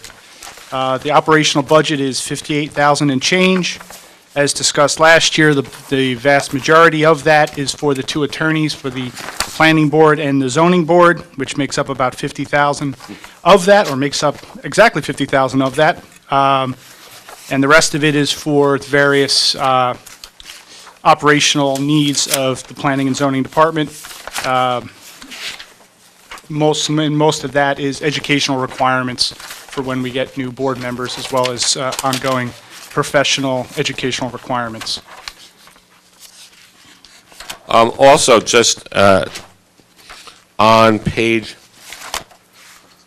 167 is labeled economic development. Also, under Mr. Healy is the budgeting for the redevelopment agency. Last year's budget for the redevelopment agency was $50,000. This year's redevelopment agency budget is $40,000. That was reduced by $10,000 after consultation with Mr. Healy and the redevelopment agency board, including Councilman Wright and Councilwoman Francois. They adopt their own individual budget. We fund them, obviously, and that's what I had spoken about earlier. I'd just like to, so we're all on the same page here. On line 028, professional consultant and specialized services, you'll see that there's a manager's adjustment of $10,000. Mr. Healy has been fulfilling the role of redevelopment agency director for almost 3 years now, with no additional compensation whatsoever. And I have to be honest with you, it's a tremendous amount of work for Mr. Healy to do. It involves beyond his normal work hours on many days, and I felt it was appropriate that he receive a $10,000 stipend for his work on the redevelopment agency, and this is where it is budgeted as a stipend under professional consultant and specialized services. That was done after I consulted with both Ms. Moody and Mr. Hodgelick about the appropriate place to put it, because it is not appropriate to put it in the redevelopment agency funding, because the redevelopment agency is separate and apart from the township government, and that money is, like I said, just simply moved to the redevelopment trust on the day after the budget is adopted. So that's what, because we really won't cover too much in economic development later. From the budget standpoint, I just wanted to bring that to your attention now. As long as you've touched on it, redevelopment agency, 40,000, is that legal fees? That's legal fees, and really Primarily. legal fees. It pays the redevelopment agency attorney. There are many more legal fees other than that go through redevelopment, but they are funded through escrow with the redevelopers. Might that be the case for most of the fees for planning and zoning board attorneys? Yeah, a good amount. Each of them have a retainer, and then sometimes there are applications or special requests that we have of them, and those come out of the budget. But Right. a good deal of their time and is paid for by applications, escrows put in association with applications, particularly with the planning board. Zoning board, we have a lot of homeowners. They don't pay the escrows. They have, they have application fees, but a lot of the work is paid for out of the township budget for that. Okay. Ted understands. I'll go after Ted. Since we were talking about the economic development budget there, I just noticed that the other contractual items, which you say is the lawyers, that's requested for 40,000, but 45,000 was spent last year. And it's anticipated that will be less this year. That was done after a kind of a scrubbing of the legal bills from last year and consultation with Leslie London, the redevelopment agency attorney, and what her anticipated bills would be. Given the state of our current redevelopment projects, it was anticipated that her legal bills would go down this year. And the other thing we did as well, there is the redevelopment agency has a trust that we have that basically rolls, and we basically did a multi-year projection moving forward based on the amount of money that's in there now, and basically the township subsidy that we were requesting for the redevelopment agency this year was 40,000, with the kind of looking at what we anticipate year by year by year, and how that trust, we had a situation where the trust fund we went down to zero, then we had to ask for a lot more to build it back up, went back down, and we're basically went down from 45 down to 40, and we feel that that's going to be more of a sustainable amount moving forward. Okay. Mayor? Is that anything else for your That's presentation? basically it, just in terms of the planning and zoning. I just wanted to, as you're probably aware, we do a number of additional functions more than just planning and zoning. We do serve the Technical Review Committee, Land Use and Open Space Committee, Historic Preservation, Rent Leveling, and we're also involved in various other boards. Open space, Hamilton Street, we're going to become more involved and have become more involved over the years, and that will increase a significant amount this year. We do various economic development activities, and also we administer the township's affordable housing program. So I think, and all of that basically, lawyers' fees aside, we basically do all of that with an operational budget of a little over $8,000. I think we're a pretty lean and mean machine with regard to And when you started operating. here, you said you wondered if there'd be enough work to keep you busy. One day I'm working on redevelopment, the next day I'm working on the farmland plan, so it's a very varied job, that's for sure. And then, real quickly, also, since I'm the staff liaison for Historic and the Environmental Commission, very same presentation, same budget for each. From last year, Historic is asking for a budget of about $2,500. The bulk of that is related to educational requirements. We have submitted for certified local government status, and there are educational requirements that come along with that. And then the environmental budget is a whopping $500. The bulk of that is for membership in the New Jersey Association of Environmental Commissions, as well as some awards that they give out every year. And that $500 is kind of their standard every single year. And Well, Mark, you touched on the certification of our Historic Preservation Commission. Could you just explain real quickly what that will mean that we won't have to do anymore if we get that certification? The big thing, the most important thing is that if we get it's basically a certification that gives our Historic Commission a little bit more power, where if there are capital projects on historic buildings, we don't need to submit to the State Office of Historic Preservation. Those can go to our local Historic Commission, and they will be empowered to review those capital projects. So if we're working on a new roof for one of our historic buildings, we don't have to submit it to the state and wait some time. We can go to our local Historic Commission and have them review it. So that there's certainly some efficiencies there. So as not to interrupt, but as we talked about in open space on Monday, we have a significant amount of work to be done on our historic structures, and with this certification, the process would move along much quicker because we wouldn't have to go through SHPO. So we have actually submitted. Yes. Now it's another 6 months, I guess, before there's action. It is the state. And there's the benefit right there once we get it. There's also the additional benefit, although money has dried up, that in theory, you're eligible for more historic preservation funding if you have CLG status. Okay. Although knowing some of the people on the Historic Commission, it may not be much easier than going to SHPO. Maybe just as detailed review, but it'll be much quicker. Yeah. Was there anything else you wanted to highlight? No, that is Healy? it, Mr. Mayor. Okay. Mr. Councilman Basnella, and then Councilwoman Francois. I just had a question, going back to the redevelopment agency for a moment. That trust fund that you referred to, that's been up and down over the years, what is the balance approximately right now, prior to any budget appropriation from 2014?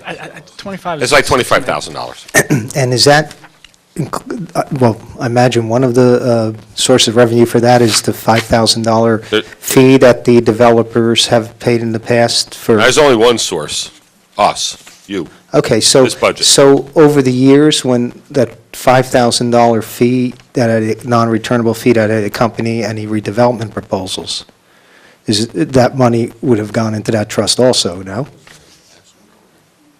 I don't know. It would have preceded my involvement. I'm not really sure.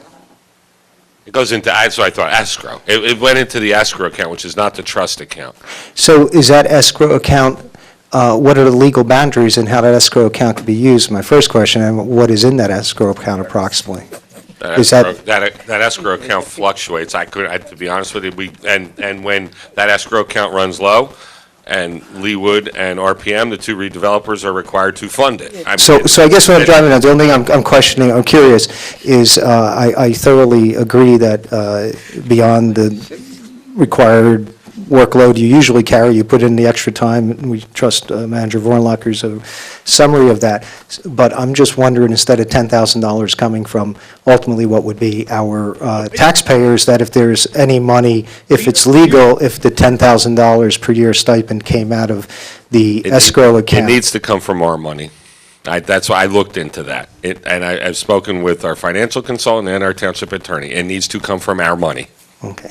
Well, it must have been a good idea then, because you already had it. I thought You about looked it. into It's a very good idea. Because I it thought wouldn't should be- change anything. It would just I thought it should have come 10,000. from redevelopment. 10,000 but less. I can't do it that I way. got you. 'cause Okay. I think it's a great idea. I I'm- wish I could.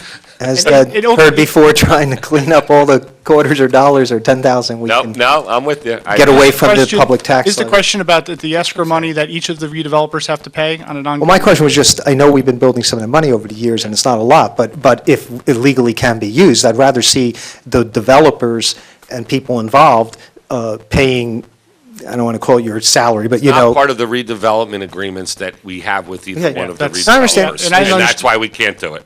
Thank you for the clarification. I should have probably asked you Yep. prior, but I That's just all right. thought of it as you That's guys good were idea. talking. And I didn't understand the question at first. The bottom line, though, is that those agreements are in place, those escrows are there, and they're paying basically for the legal fees, which can be significant on a month-to-month basis. I got And you. that's not something that the township has to pay for. Okay. Councilwoman Francois?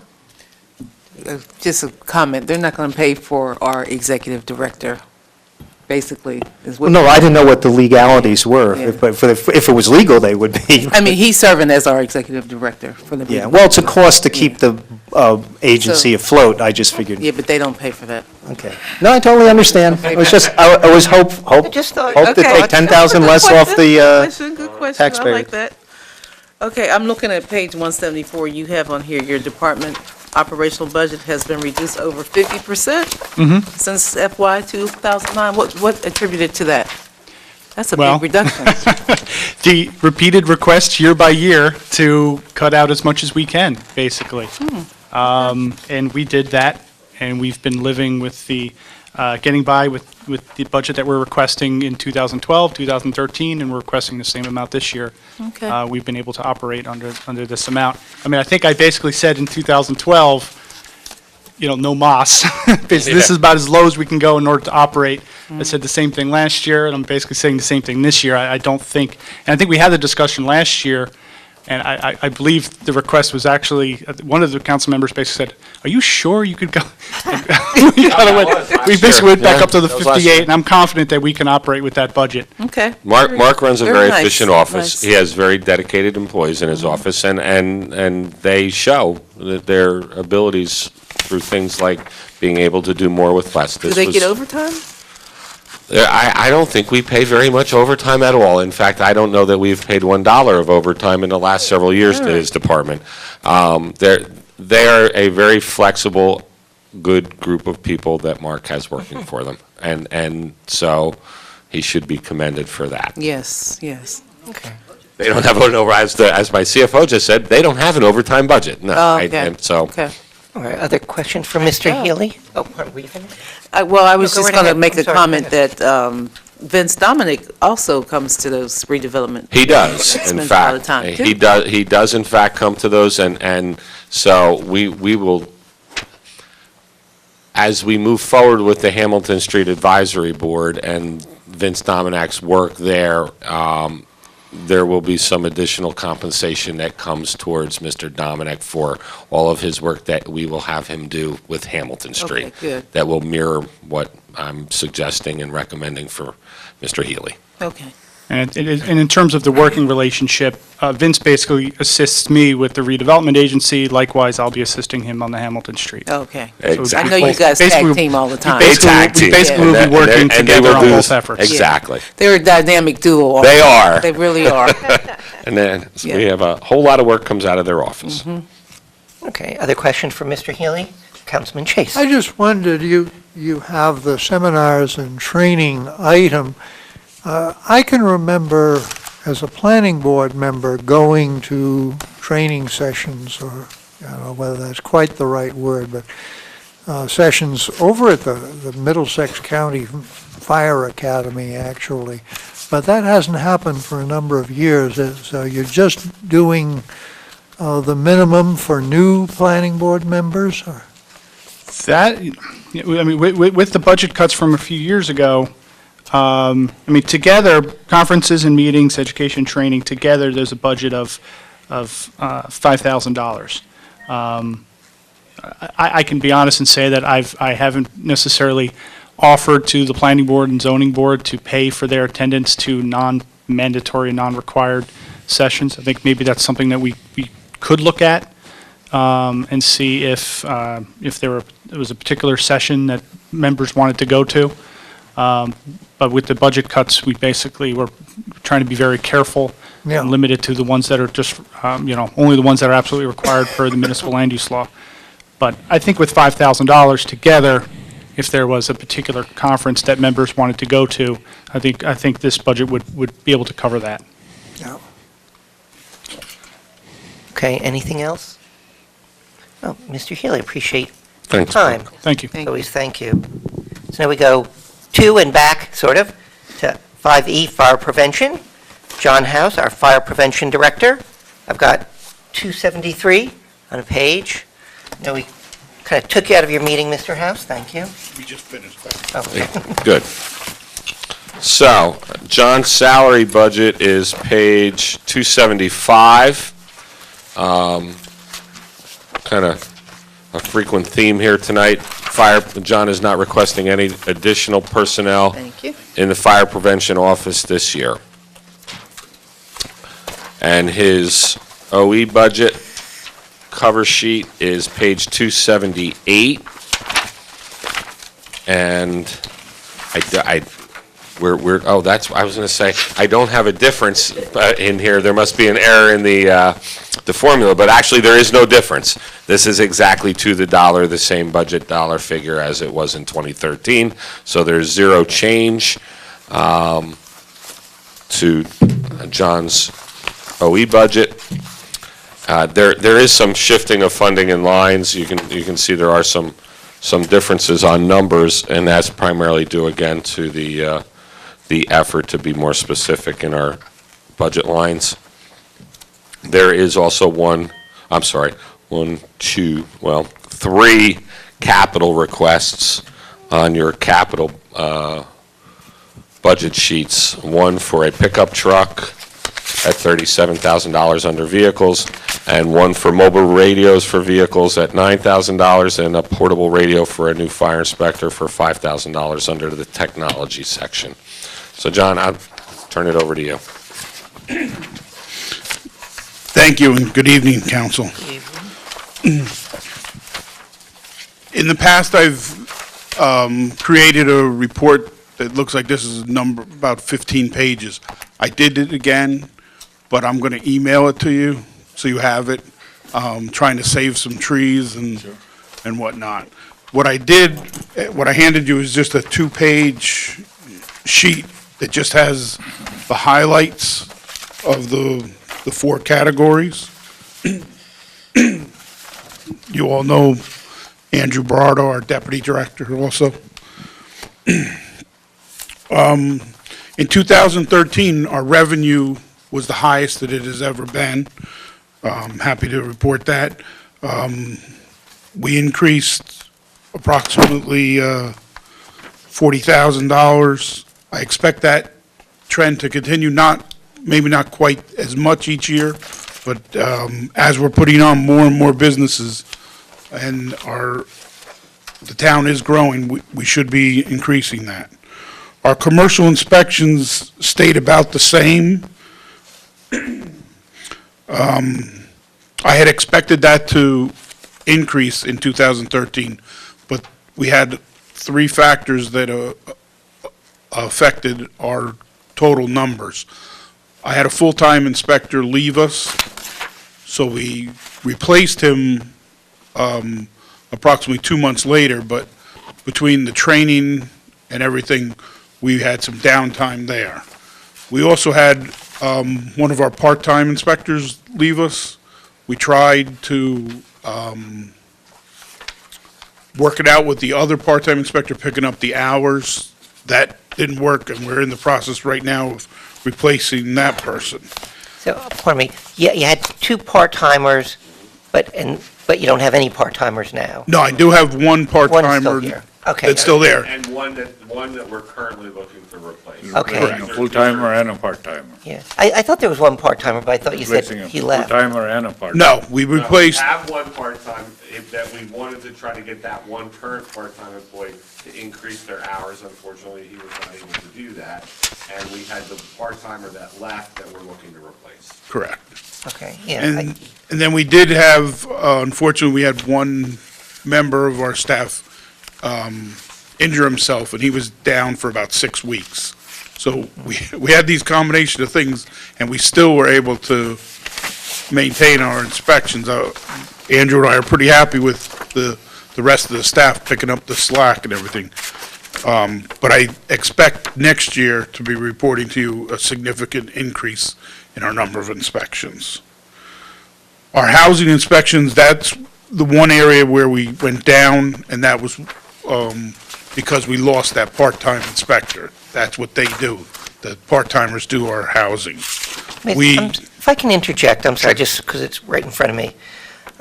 Commercial inspections and housing inspections are down, but revenue is up. In a nutshell, why would that be?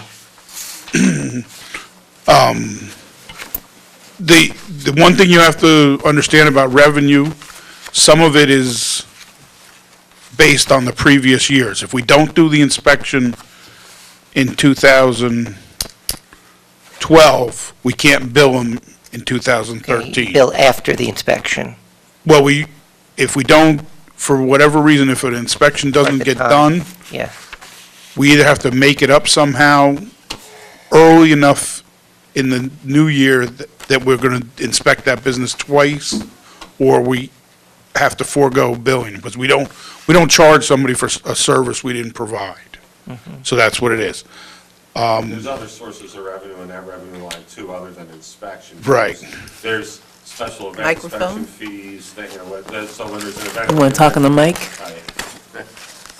And one, There's special event, at the convention center, they pay fees, so that those are not necessarily specific to a It's not business considered having an annual commercial. inspection. Commercial is just the business. right, and when I get to the last one, which is next, after this, Pardon me. you'll hear it. No, I'll explain it then. Okay.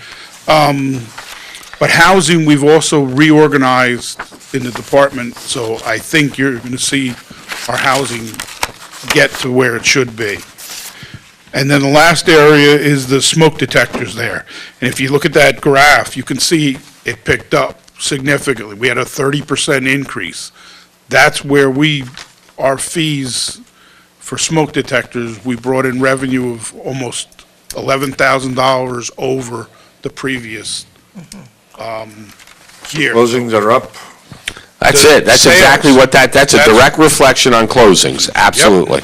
That means more existing homes are being sold in 2013 than were in 2012, exactly. Okay. Yeah, that's a great graph. It is. Kind of shows the economy. It does, and we've talked about that, John and I have discussed that. So, I mean, I'll email you the whole report, but basically the report is a whole bunch of different ways of explaining these main categories. Now, the fire companies do There still is a shared reimburse you service agreement. for some Yep, of we the still coverage you have- do during the daytime. Correct, we still have that shared services agreement, we're 82.5, correct. I appreciate your report. It's well organized. I have to Right. admit, when I got to page 2 and saw that housing inspections were down, remembering that we had given you additional personnel, I was ready to ask you some poignant questions, but you gave very good explanations as to why they're down, and sounds like you're on top of it.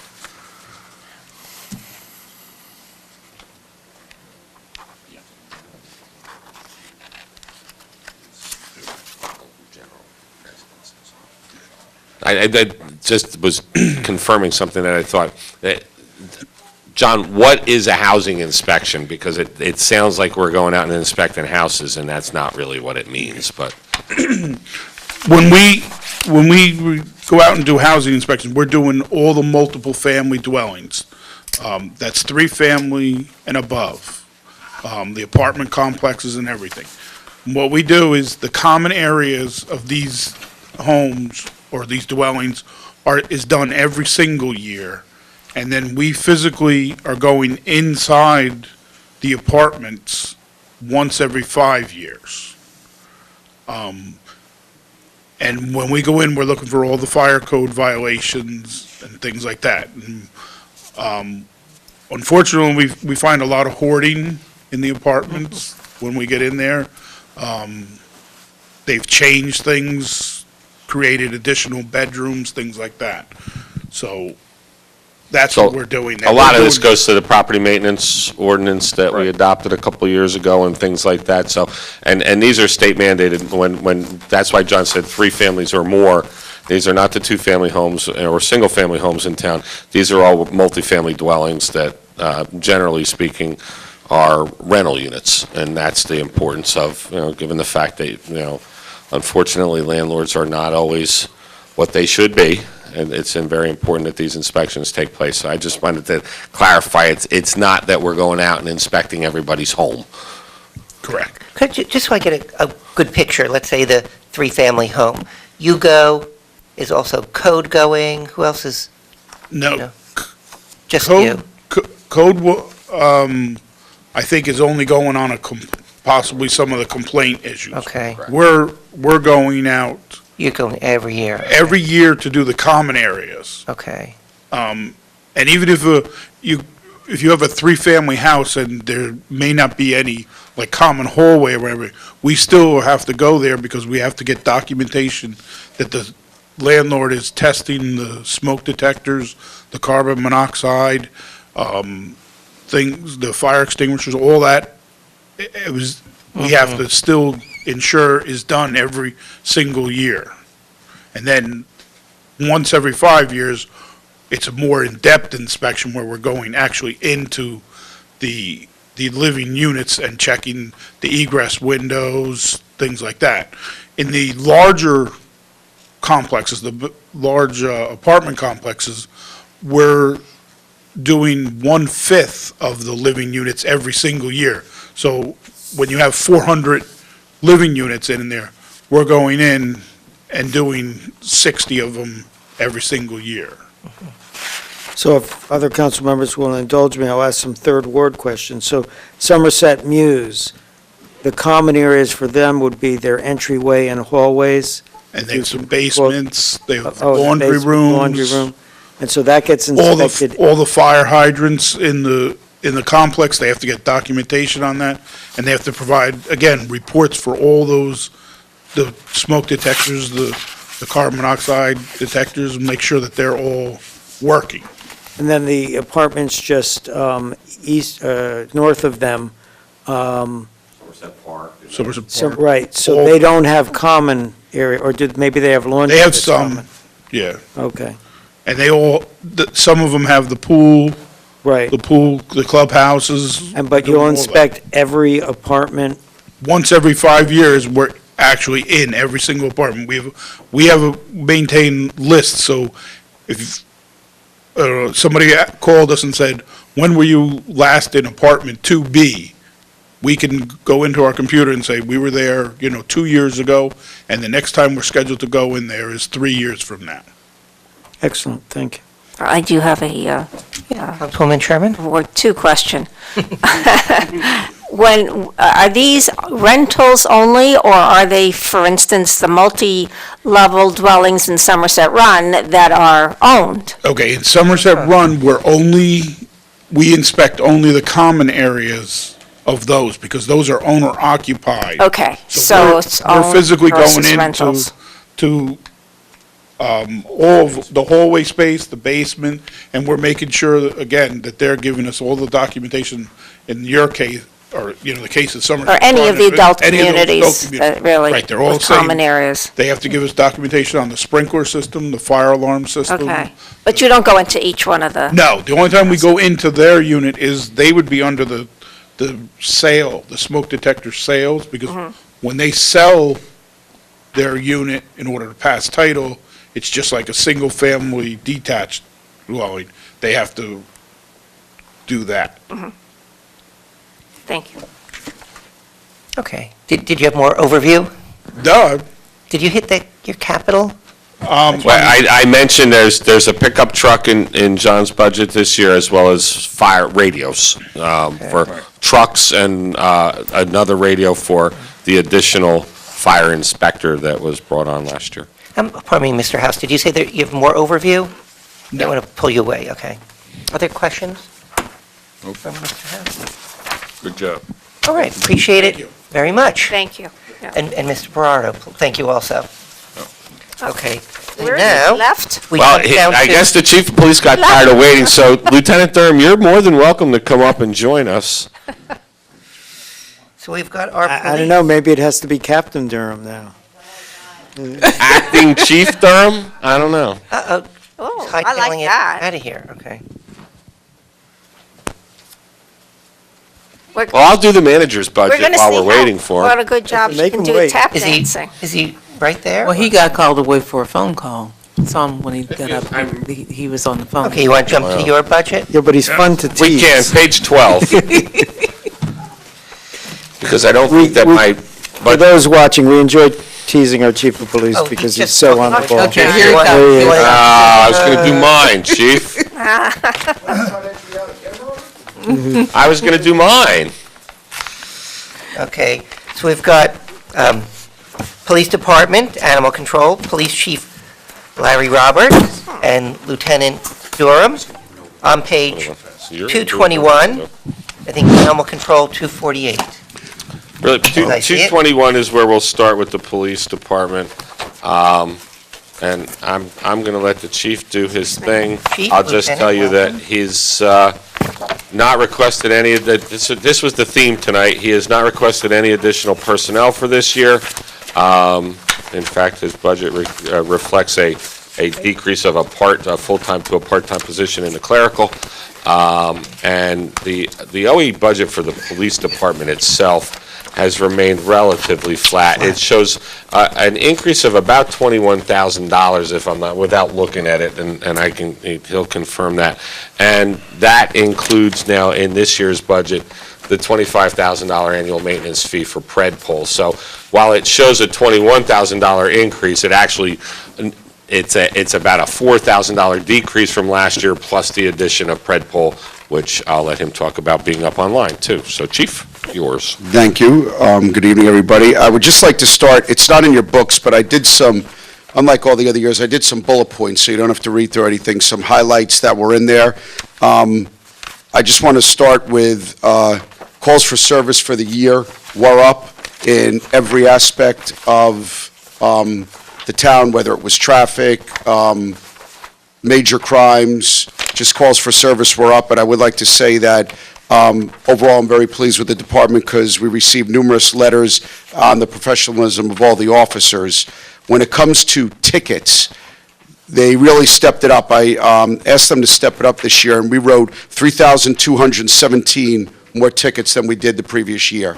And we were also #1 in the county when it came time for the county ticket or click it program. So I was really proud of them, because you got to figure that the officers are answering the calls, and calls were at an all-time high. That means that they're not idling in their downtime. They're actually going out there and they're taking the calls that we get from citizens every day. It's the #1 call I get. Could you run radar on my street? The cars are speeding. So that means the sector cars are actually going out there, and the sergeants are asking them to run radar on certain roads, and they're doing it. Because to write 3,000 more tickets is a lot of tickets. When it comes to diversity in the department, it's up to 34%. Everybody knows me, I take that very seriously. I am a true believer that your police department should reflect your community. So diversity is up to 34%, and it's reflected in the hiring. Unfortunately, we did have a homicide this year. We try to avoid them, violence happens, but I would like to say it was solved in 47 hours by the Detective Bureau. Confession, person locked up. So they did respond to it, took it seriously, and it was solved in 47 hours. We have an officer assigned to a Somerset County Narcotics Strike Force, where a lot of drug work is done in Franklin, and the biggest case of the year was on Hamilton Street. So it was twofold. We took a lot of drugs off the street. We're still waiting on the seizure money to come in. But the main thing was, I know the Hamilton Street Business District had come here, because I do watch the council meetings from home, and they were complaining about whether it was violence or loitering or drug dealing on Hamilton Street. So that did take a big bulk of the quality of life issues away there, because that was the main area where it was going on. And we continue to hit that with CSU. And there was money seized in that, and the global positioning system that the department has in the car, and the new upgrades that were just done were paid for by the county prosecutor for our participation in that case. So he did pay everything on that. And the last thing that I wanted to highlight, you may see in your books that there's a high number of mall security checks and a high number of park security checks. The reason we do them, on every shift, businesses, of course, are the backbone of the town and the economy. They pay the taxes. Every sector car has to go through numerous times a shift, especially the midnight shift, and check their businesses. Check the doors, check the windows to make sure there's no problems. So we do that, and that, I think, does help keep down the burglaries in town to the businesses. You also see the park checks, especially in the summer. I know anybody who was on the Public Safety Committee, that always comes up every summer, the loitering in the parks, the beer bottles in the parks, and the other stuff that we find on the park. So we did we stepped up the park checks this year just to keep up public awareness and, to make sure that the citizens know we are out there checking on the parks for everybody's well-being. So I just wanted to I know it's a lot in there. I wanted to highlight the main things for this year. Overall, very proud of the department. Like I said, it was the busiest year so far, and they responded very well. And I would like to say that our internal affairs complaints were way down, which I'm always happy to have. So that means they're doing everything in a professional manner. Okay, is that Yes, your sir. overview? That was, I just wanted to give you an overview Chief? Okay. of the highlights, Councilman Posada. Councilman Oh, Posada. excellent. And the only thing I want to comment on is that one homicide was actually out-of-towners. Yes, you're absolutely right. It was. It wasn't local people. Nope, New Brunswick. Yeah. Yep. It just happened to happen on our side From of the... Bound Brook, they had come in, or, yeah. We had one from Bound Brook, one from Brunswick, but Yeah. the whole thing was over a New Brunswick issue. Yeah. Yep, brother. No, yeah. Okay, Go ahead. Councilman Kramer, and then... Yeah, No, you were Sherman. before me. I'll go after you. You told, you said the ticketing is up 3,000. That's, so people in the audience may not be able to put that in perspective. That's a 50% increase, and that's amazing. And Unless you're one of the people ticketing. We're not going to go still there. amazing. But that's, as you said, you get a lot of calls about speeding. I get a lot of calls about speeding. And that just shows you're out there working it. I also, people saw me playing with my phone. I was doing some math on your arrests. I'm just going to take, this is in section 4 for council, the bar graph, all the blue bars. Basically, flat this last year in a 1,200 arrest town, slightly up 40 arrests, but basically flat over the last 4 years, down 22% from 2009, and 2006 was the high, down 25% from that. So clearly, your people are out there working hard. And I have to say, as much as I often like kidding you, I think you deserve a lot of the credit for that, and I appreciate it. Thank you, I appreciate it. And I am proud of them, We didn't ask for manpower because I realized the state of the economy, and I had discussed it in length with the manager, but they have stepped it up. And, I've challenged them, whether it was patrol, it was the Detective Bureau, CSU, professional services, all aspects of the police department. And when you're running minimum shifts and you put out these kind of numbers, I mean, there's nothing else you could say. And then on the flip side of that, you do it and your internal affairs complaints are down in such a professional manner. I mean, as a chief, I got to be honest, there's nothing more greater satisfaction you could get than when they're responding and they are doing what they're asked to do. I did have one question about the outside jobs, and I lost my page, am I reading that correctly? Sorry, I did have one question about the outside jobs. Yeah, it's in section 8 for council members. The nearly $1 million, that's $1 million that Pays for police officers to be out there that is not funded from taxpayer money, and the town itself 10%. gets, got, what, 20, or 92,000? About 10%. There are certain agencies that hire our officers off-duty that are not charged the administrative fee because they're a governmental agency.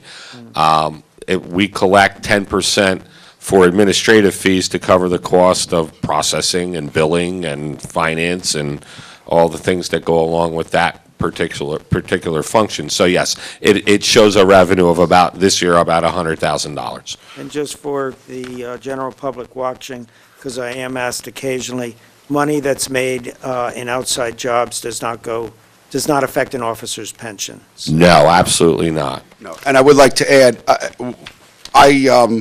I limit those hours because I do feel that being a police officer comes first. So those hours are limited. They can only make a certain amount of money, and we try to spread it around amongst all the officers, so everybody gets a piece of the puzzle. Command staff can't work them. And that can be at your discretion? Yeah, chief sets the rules for those.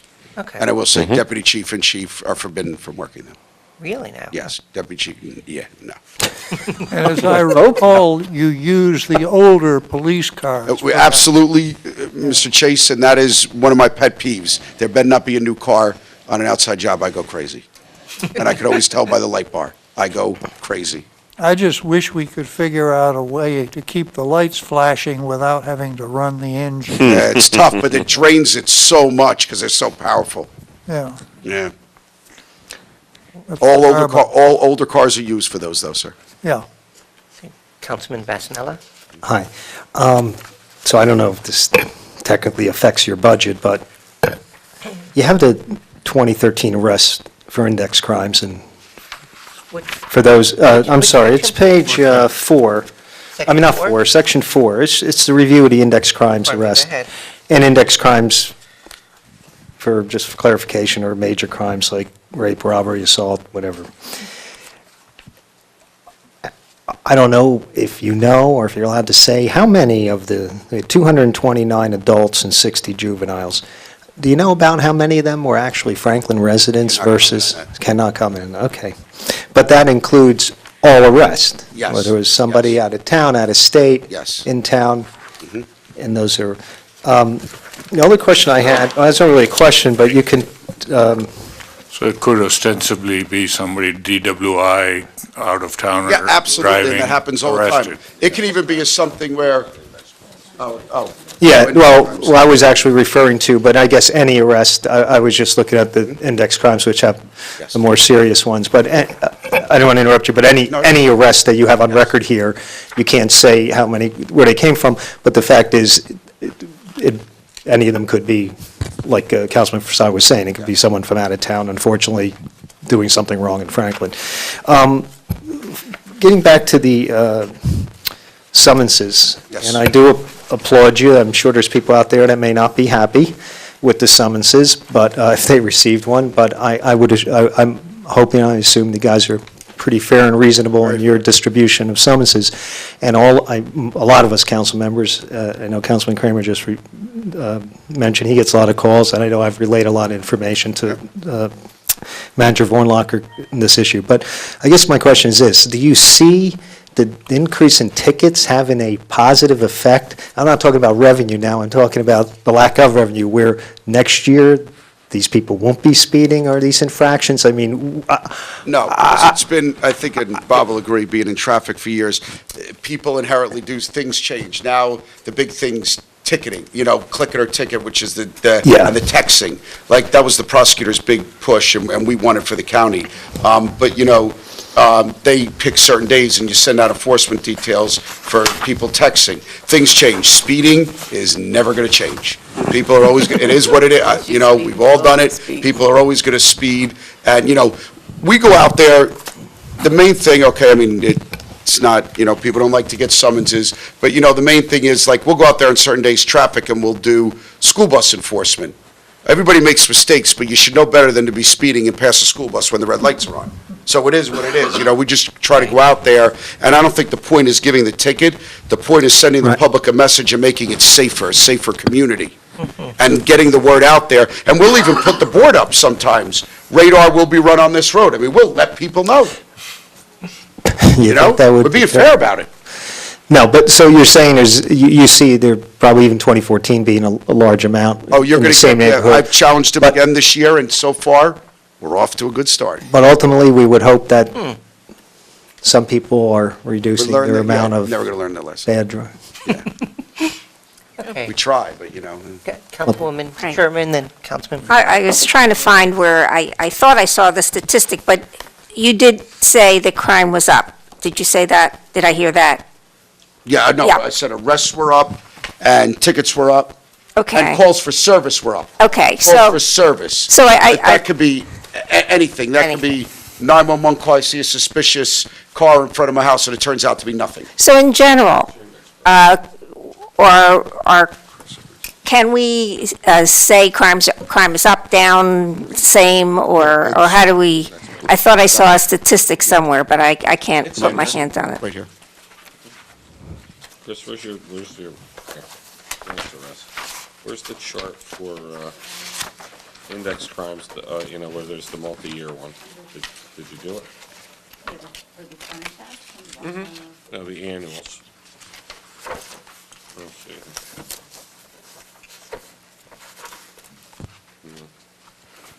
Well, there's the arrests that I referred to, which are Yeah, basically 1162 flagged. versus Yeah, arrests were up. 1205. There's this. I know what you're talking about.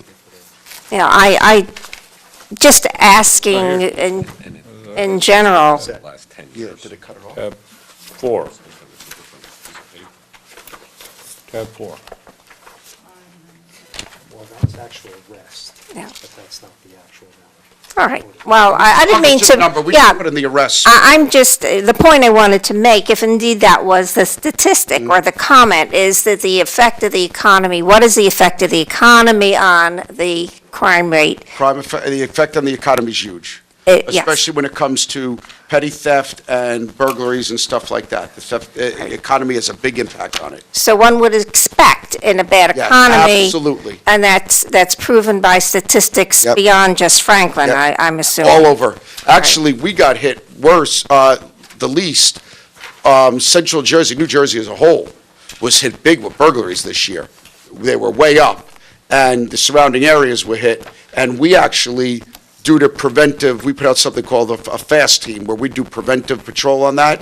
It was actually Detective Fitzharris who solved the ring that was going around. They must have hit almost 300 houses in the area. Franklin got it the least, but when they did it in Franklin, we happened to catch them doing it in progress.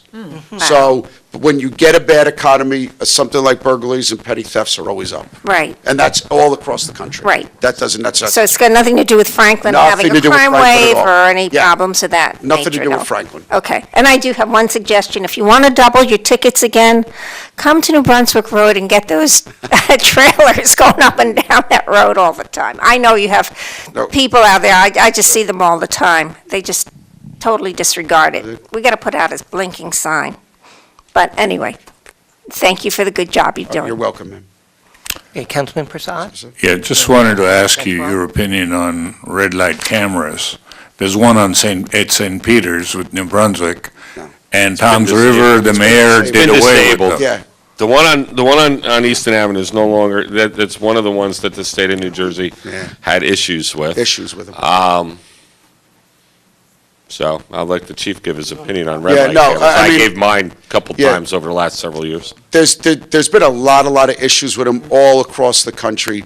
And, at the end of the day, I think, in my opinion, when an officer makes a motor vehicle stop and they're going to issue a summons, they have witnessed 99% of the time what took place, whether it's speeding or you run the red light, you run the stop sign.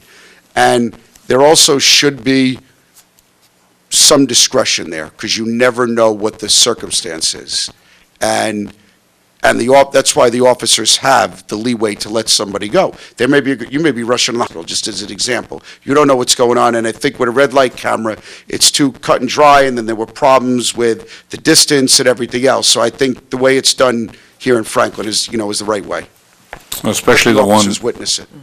at Oh, St. Peter's was yeah. two I know. consecutive lights so close. Uh-huh, right there. And they weren't timed right. Right. And they got me one night, and I had to pay. I mean, Yeah. it They got my wasn't worth son. contesting it. Yeah, and you can't contest them. Yeah. The overwhelming majority, Some too, can't. of those, of red light They're gonna measure summonses the feet. have been found to Yeah. be right turn on red without a complete stop. Which, in that particular intersection, if you think about it. Right. If you make a right-hand turn on red there can be no conflict for you because someone would have to be driving out of the park because Right. it's a T intersection. So there's a lot of controversy about that particular program with the DOT right now. And it's a 5-year program, and I guess we're probably in year 3 of that program.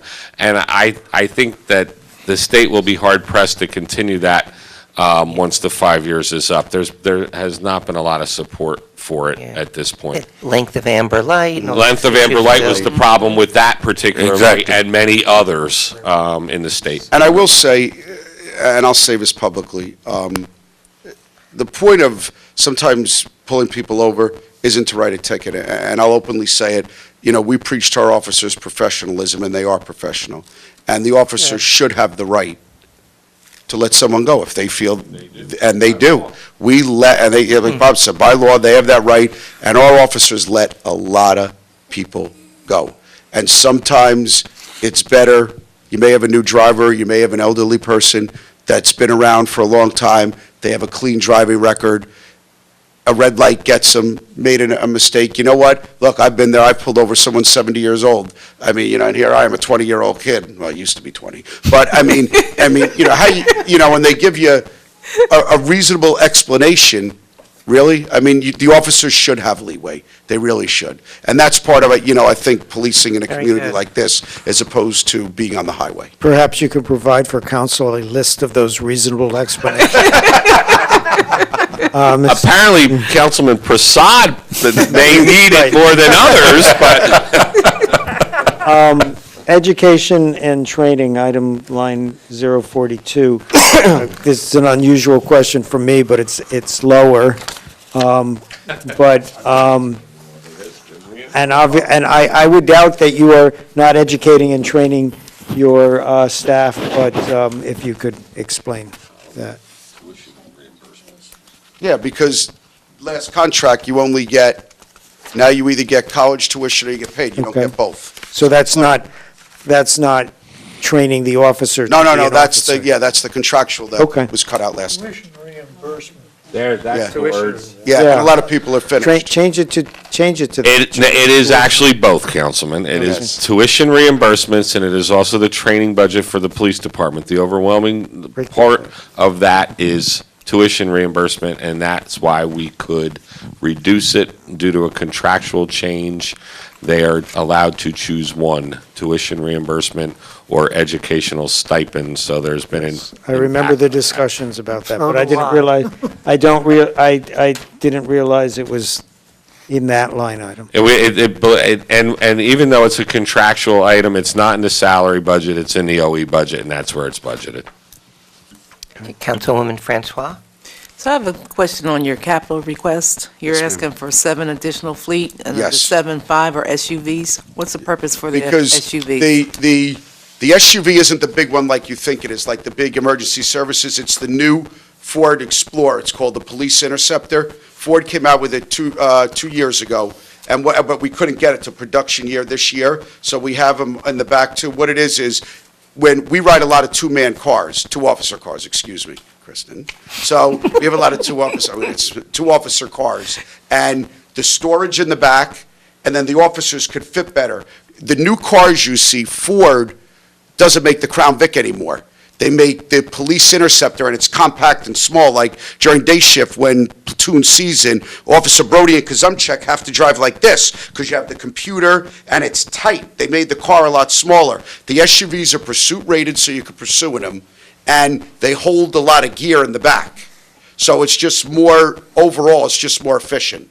Yeah, I had an opportunity of looking into an Area 1 car with both officers in there, and Area 1 is where they have 2 officers. Area 5 too. And there was just, they were like in a cocoon in that front seat. And while you may be able to do that to run out to the drugstore to sit there for a shift that way is pretty difficult. Yeah, the police interceptor, the new Ford Police Interceptor, which replaced the Crown Victoria, is built on a Ford Taurus, which is a mid-size car. It's a Ford Taurus chassis, rather than a full-size car. So now I can speak from a former life and being 6'5", and I won't touch on my weight, but it's certainly not small a number. It is not easy to fit into the front seat of those cars, and generally speaking, police officers are on the larger side. So then why aren't you getting 6 as opposed to 1 police vehicle? Because because I do want to keep the cars rotated too. I mean, we do have single patrol, single officer patrol districts. And then, the SUVs so far have been a hit. We're just going to wait. But for storage, and you got to remember, now we have the onboard computer. So it's even more than you had the machine gun rack in. So storage and figuring out the SUVs are just a lot better. Like I said, they're pursuit rated, but it's a good question. It's not the big one. We're still going to have the big ones for ESU, the guys that are EMTs that do the heart attacks and stuff, and traffic's still going to have we're not asking for new ones, but the big ones. These are good on gas. Tell them the difference in price. Oh, the price, $5,000. Oh, Now, the regular SUV would be a $17,000 difference. okay, And most departments in the state are going to these. okay. And what are you doing with the pickup truck? That was from last year when we got hit with the hurricane. We needed, a lot of departments have gotten them, we needed pickup to lug everything around, whether it was barricades or trailers. And last year, when I came to council, I guess it was tight, and you said, Chief, we'll give it to you next year, just don't forget. I didn't forget. You didn't forget, And okay. it's just good to have for storms, hurricanes, so we can get equipment around. It is. Crime scenes, anything. It's a we can very load 'em up. practical use. Just practical. And like the chief said, and I've seen that, and I can go back to my days in the traffic bureau back in the early 2000s, and there was a trend then for police departments in their traffic bureaus to switch more from the utility vehicles like the Expeditions and Suburbans to what they call a crew cab or an extended cab pickup truck that allows for the storage of equipment in the back seat, and then have the open back bed for all of those things like the chief said, the signs, the barricades, the things that have to go out on just about a daily basis somewhere. And the lack of storage in an SUV, you think it's this big thing, but it's kind of hard to fit stuff in the back of those. And what we've really experienced is, in the last couple of years, unfortunately, with the hurricanes that have hit, is that those types of vehicles are really very, very useful at those times when you're in crisis. Okay. And what are you, go ahead. I would like to add, I'm asking, I don't know if you all remember, I'll be open here and fair. Last year, we had to ask for a lot more cars because we had gone years without them. This is, remember, we came to this number because with the servicing with the garage, and if we do this every year, then we don't have to get hit with I need 12 cars, I need 15 cars. This is keeping it on par with the servicing and with everything else, and we keep the fleet even then.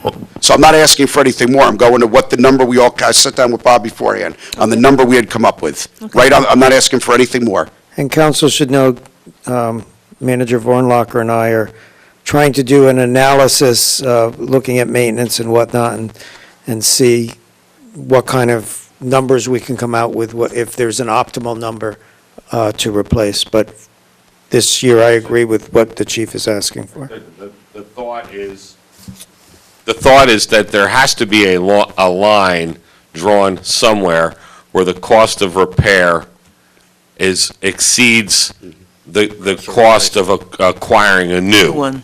And so the goal here, in working with our new Public Works manager, There is a maintenance system in place down there for record keeping, and the data is there.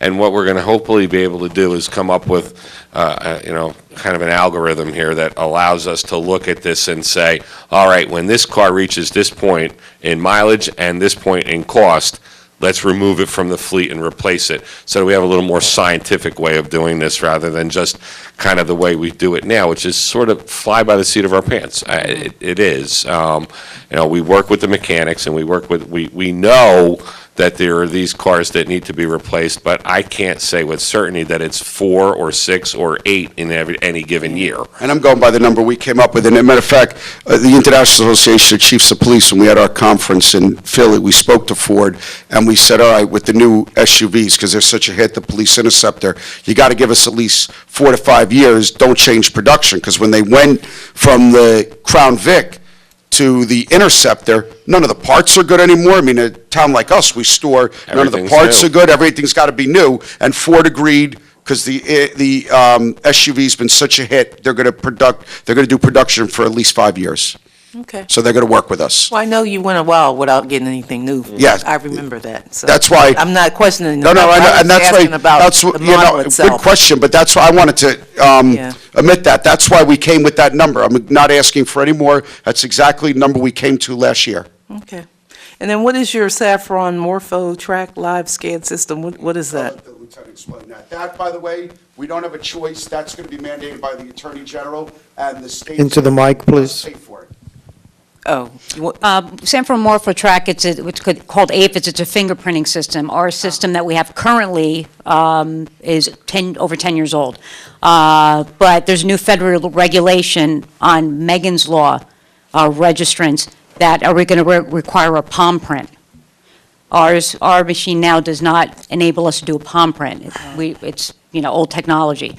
So we're going to need, because this is a federal regulation, it's obviously going to be a state regulation, we're going to need to buy this machine. And I'm not sure when this is going to go to effect, next year. So we're going to have to buy it eventually to keep up with these mandates. Yeah, So okay. kind of no choice. Thank you. Now, I will admit, Councilwoman, when the county prosecutor, Mr. Soriano, announced this, I did ask him if there's any way we could get the AG to pay for it, since he was mandating it, and he laughed at me. But he said, if you want to go down there and ask him yourself, Chief, you can do that. You could try that. Yeah, I know my place, though. Okay, I think the chief, just one thing in general, we have an interlocal with Millstone, how's that go? It's going great. We do their traffic enforcement. We get paid by them. And I know I haven't heard any complaints. I don't think the manager's heard any complaints. Actually, Millstone's very happy with it. Well, actually, I just had a meeting 2 days ago with Greg Bonin, who's their clerk, to go over our interlocals with them. We have interlocal agreements now signed, some of them taking quite some time to get through. Believe it or not, Little Millstone Borough's government. We have interlocals signed for animal control, for the municipal court, and for the police enforcement. So, I think, so since animal control falls under the chief as well, so Millstone Borough will be paying us $2,000 a year to provide for their animal control, and we will incur no additional staffing or any additional costs as it relates to that. If we house animals, there's an additional cost over the $2,000. So, that was a pretty good deal. And I think you all know about the court interlocal has been in existence for quite some time. Okay, anything else for the chief, Lieutenant? Oh, We Councilman can Prasad. actually use interlocals to form our own little regional policing group. Right, actually, Mayor, we're not done with the police budget. They have more than one budget, so we do need to talk about some other things. Okay. And there's other additional capital requests on this that we need to touch on as well. In the public safety building, there's a $30,000 capital request to replace carpet. This is, I believe, the carpet on the second floor of the building and first floor of the building. I kind of chuckled to myself earlier tonight when Mr. Lupo said that there was a portion of his carpet that needed to be replaced in his wing of the building that's 8 years old. And I chuckled because the public safety building was built 23 years ago and it's got the original carpet. So I guess if there's justification on age, I would say that the 23-year-old carpet is probably due to be replaced. So before we replace it, I'd like it to go by the Historic Commission. So the request, colors. yeah, it is. It's faded, but it's a tripping hazard. It really has become a nuisance. There have been requests to replace that carpet going back, I guess, well, probably 4 years now. 4 or 5 It's been, years. maybe longer. Craig came to. Well, as chief, correct. Yes, as chief. So it's been around for a while. Around for a while. It really does, it's become a hazard. It's been noted by the JIF on inspection that it's a tripping hazard in the building, so we need to do that. So we have that capital budget request for the public safety building. And then also in the technology section, it's $45,500 for Panasonic Toughbook police mobile computers, $53,000 for Motorola police vehicle radios. These are for the outfitting of vehicles and as far as radios are concerned, because the radios need to be replaced with different style radios with the new type vehicles. And the computers are an annual replacement program just to maintain the computers in the police vehicles. So I just wanted to touch on that. And we also have the animal control budget. Do you have it with you? That's on 248. Which is, I believe, yes, 360. Page 360 is where the animal control budget starts. Why am I so far off? You were probably looking at dispatch, maybe, Mayor. That one might start there, because that's another pardon me. budget that they control. We also have to do emergency management. Oh, right, thanks. So animal control starts on 360. There is no change in the staffing and the animal control budget, and Second Chance for Animals will continue to fund one of the part-time animal handler positions in the budget. God bless them. God bless them is right. And I just, since you said that, I'll just bring this up. You can look at their OE budget, which is on page 363 for animal control, and that OE budget is showing an increase of $2,500. That due primarily to the fact that we now have a photocopy machine in there at $860 that we have to fund the monthly lease, and that's because they had an old and antiquated copy machine that broke that we weren't paying a lease for. We owned it. And Just a little story there about the thrift. the little story. They would, because it broke and they didn't want to use any more money, they would, one time a day, come over here and do all their copying and then Yes. walk back. And not saying anything about it. Right. So, and actually, the reason I happen to know about it is because a citizen complained to me, gee, can't you get them a copier? I mentioned to the manager, and they found a copier that was here, Yep. et cetera, et cetera. And we were able to use it in the animal control office. But there is a lease, so that's the $860. And a more kind of not-so-good story is that we have increased the budget for other contractuals. And, some of the increase here is due to the fact that we just simply have more animal carcasses that we have to dispose of. And that's just the nature of that type of operation in government. But talking about Second Chance, and I don't know how often people hear this, but you'll notice that there's nothing in this budget about food. And there has never, in my recollection, in all my time having anything to do with the municipal budget, been anything in this budget about food. Well, clearly, we feed the dogs and the cats in the shelter. They eat, it's kind of, in a way, a little bit like jail. It's 3 hots and a cot, but they do eat every day. And there is the issue of cat litter for the cats and all the things that go along with maintaining these animals. My estimate is that number would probably be closer to $100,000 a year instead of $20-some thousand a year if it wasn't for Second Chance and the efforts of all the volunteers that work in our shelter and collect food donations and do all that they do. they provide all of the food and cat litter for our animals in our shelter. We don't pay for any of it. You know, that's and on top of that, pay for one of our part-time employees at about $20,000 a year. So you know, they are to be commended, and they do a tremendous amount of work and service for the town. And we would not be able to have the shelter that we have if it wasn't for them. Page Very good. Very Page good 370, there is an entry, $1,000 for cat litter. And we budget Yeah, for, and we budget for it. Absolutely, we budget for it. However, I will tell you that we use about $8,000 worth of cat litter annually.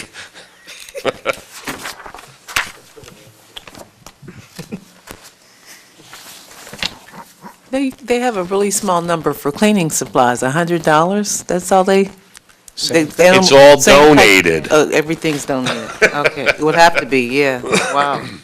That's amazing. You know, there are some general janitorial supplies, listen, that as general services funds, and so our, like, now, our new cleaning contract includes cleaning supplies. Now, our cleaning contractor cleans the animal shelter office area. But a large portion of the, you know, bleach, to bleach certain things that are donated. I mean, and I, you know, on any given morning, drive down this driveway at 7:30, 8 o'clock in the morning, and you will see people stopping and leaving things out at the door. Really? It's cat food, it's dog food, it's cleaning supplies, You it's do? paper towels, it's all the things that we use on a daily basis to run that shelter. And there are many, many great people out there who donate things like that to us. Seems like, I think amazing. all the bedding is basically donated Absolutely. also. Wow. And Mayor? It is amazing. Councilman To Vasanelli? put it into perspective, you get 954 animals were picked up last year. That's right. And, you know, that's almost 3 a day, every day. Right.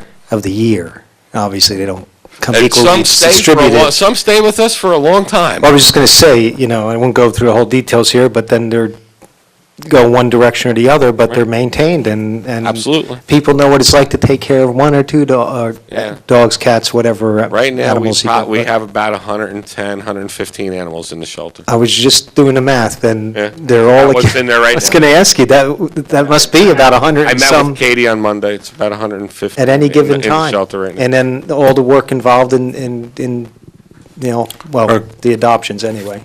Our Councilman Kramer has been busy with so he hasn't been paying any attention to the Adopt a Pet program. He's been busy with the budget. Just for that, you will see more. Oh, no. You asked. No, it's, I mean, it's had to bring it painful, up. it's painful for me to hear about all this, but they just do an excellent job. And for those of you who we haven't put to sleep, who are listening, please adopt a pet. So do you have more overview? Or area? There's, well, let me get my glasses back on. We, emergency management, which is on Page page, is that? it's very small, it's on page 257. Actually, let's start at 248, just to wrap this up. Police dispatch 911, 248.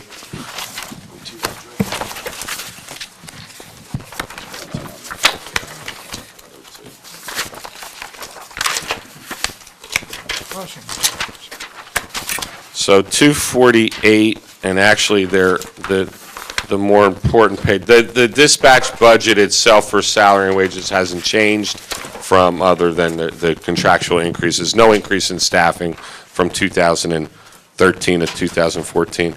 The OE budget is on page 251 as the cover page. It shows an increase of $2,900 on a $176,000 budget. The bulk of this budget is our Motorola radio maintenance contract at $175,000 of that $176,000. So there's not a whole lot of wiggle room there. but it's something that we should just touch on. That is the radio system. It's funded out of the police budget, but is the radio system for all of our emergency services, fire, first aid, police, as well as public works and all municipal vehicles.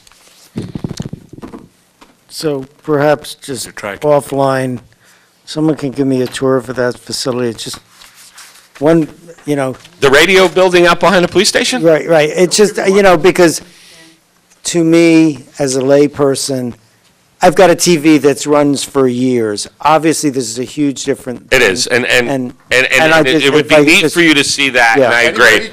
But now, remember that it's not just that facility. All right, there are 5 remote radio towers throughout the municipality. This is also a shared radio system with Somerset County, so there's shared equipment at off-site, so if we had done it on our own, it would be much more, so it was beneficial to both the county and the township when it was done, but absolutely, and it is a very, very complicated, complex system that I'm sure you would find very interesting. And I would like to give Sergeant Farrar some props, because he works for Lieutenant Durham, and he stays on top of that, and that is almost a full-time job. I as the chief, I look at him sometimes, I go, and I even say, what are you doing? How much goes into a radio? And it's amazing what goes into those consoles, the remote towers and the towers, and we got to make sure they're always working.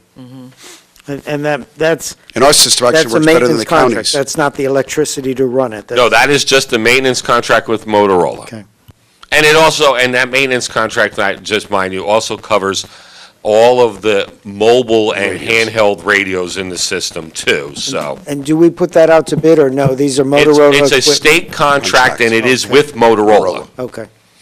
Do they do most of their maintenance remote, or do they come? No, on they site? come. They come with a have to van come all on the site. time, yep. Okay. If ever you drive through that There's a driveway, and you Motorola see truck. wireless, and it'll say authorized I'd love to Motorola, see wireless that, yeah. communications is the authorized. At least Motorola. once every 2 weeks, easily, Yeah, they're if there. not more. They're there a lot. Some is remote, but they're there a lot. And Motorola's products, you can't beat them. Yeah. So, the last police budget to discuss is on page 259. It's emergency management. It's about one of the smallest budgets that we have in the overall municipal budget.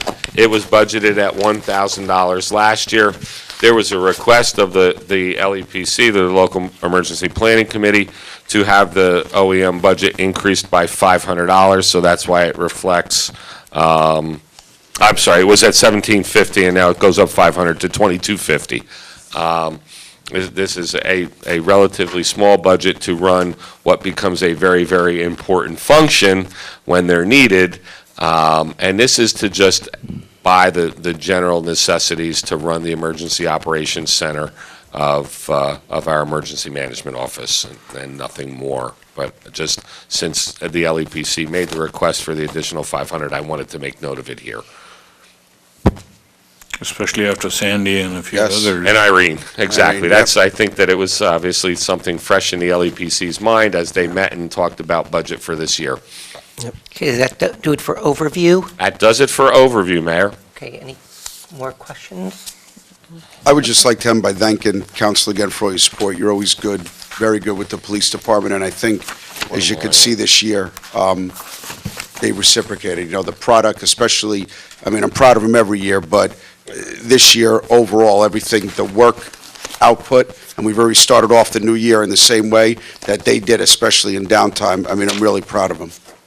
And so are we. Thank you. Thank you. Thank you very much. And I'm personally getting the feedback. As much as I'm still getting the same amount of people saying, please send the police out, people speeding, driving records, but I'm also now getting a lot of the comments about, I've seen they're out there, I see it's getting better.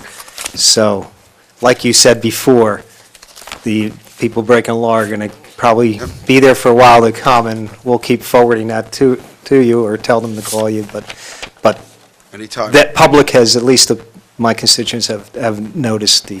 And as you know, any citizen that calls me, I call every citizen back. Matter of fact, our most famous citizen, Miss Walton, called me today. Oh, really? Very good. Yes, she did. Thank you very much. Okay, thank you. Chief, Lieutenant, thank you. Okay. Now we come to our manager, Now it's Mr. my Robert budget. Bornlocker. Page 12. So hopefully, I think we can get through my budget fairly quickly. There's not a whole lot in the manager's budget, but there's a whole lot of money. Most of it doesn't get spent. Hopefully, most of it doesn't get spent because my budget holds the contingency for the township at $240,000. That is the overwhelming bulk of my budget. My budget does show a decrease of $37,450 this year. $30,000 of that is the removal of what has been funded over the last several years of $30,000 for a grant contract writer. I have been disappointed over the last 2 years with the performance of our contract grant writer. I think that actually in year one of my tenure here, the tail end of 2012, the results were, and I can only say abysmal. We spent $30,000 and we really got very little in return for that. We switched to a kind of a per application basis, but still budgeted to $30,000 in 2013. And again, I don't think that there was any improvement in the effort. I have made the decision to utilize our special projects manager, Tiffany Delaney. She's already shown herself more than capable of making applications for grants in her short time here. She's made several, and I found them to be very professional and very thorough. And so I've given her the responsibility of grant writing for the town and working with the different departments. And so I've removed that $30,000 from my OE budget. Additionally, there was a financial report that's done every 3 years. 2 years? Every 2 years? Well, we're in the off year, so the other $7,500 is I don't have to fund that financial report this year. And it is the Gatsby 45. How's that? I'll see that right off the top of my head. And that is the General Accounting Standards Board. Accounting standards. Governmental Accounting Standards. See? Oh, he's showing off now. No. You know what? I studied this for 10 minutes before. No, I'm only teasing. That's good. That's what that funding was for. I thought the mayor, as an accountant, would be like thoroughly impressed by that. I am. I'm really impressed. So, but otherwise, my budget is flat. That's the manager's budget. I don't know if you have any questions. There's really not too much to talk about with my budget is rather boring. It includes office supplies for the entire town.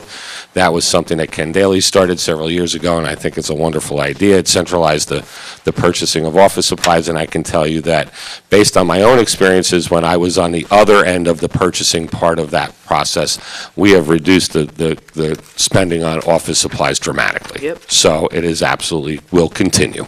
The other thing that Ken Daly did, it may sound like a lot for $250,000 for contingency funds, especially if you don't spend it, but there are times that we just need money, and with the budgeting process. Correct. In New Jersey, you need to have it available like that, but prior to what Ken did, it used to be each department had its own. Everybody had their own. And then by consolidating it, you could put it in one place and make it less. Absolutely, and I reduced it, it was at 270, and I reduced it last year to 240, and I'm going to hold it at 240 this year. In 2013, we used 51,000 of it. Now, what I will tell you is of that 51,000, 25,000 of it was actually 30,000 of it was to fund the first year of Predpol. So that's where it came from contingency. So really, we only used 21,000 of contingency throughout the entire year, which is wonderful. And like the councilman said, a contingency line, or some padding of a line in every other department budget meant that that money in all likelihood would be spent. Yep. And since only I can authorize the expenditure out of that line in my budget, it doesn't get spent. Right. There's a control there. Perhaps there's the ultimate control. It cannot be transferred or used without my approval. And generally speaking, it's a larger expense, which means it can't be spent without your approval. Right. It's usually over $8,500, which means it's on a resolution in front of all of you. Okay, any questions for Mr. Bornlocker? Councilman Chase? On page 423, there is an account called contingency. There is, and that's a Only statutory, and I $2,000. will talk to you about that. So that is a statutory requirement for the budget document that you must budget a contingency. And that number 2,000, and I'm not quite sure why, and I'm looking at Andy with a smile on his face. So as you all know, I took a municipal budgeting course this past year, and that course involved the preparation of a municipal budget document. And even the instructor said, every municipality just budgets $2,000 on that line. It never really gets spent and nothing ever happens with it, but the state of New Jersey requires a municipal budget contingency line that gets funded. And so, do you know why it's $2,000?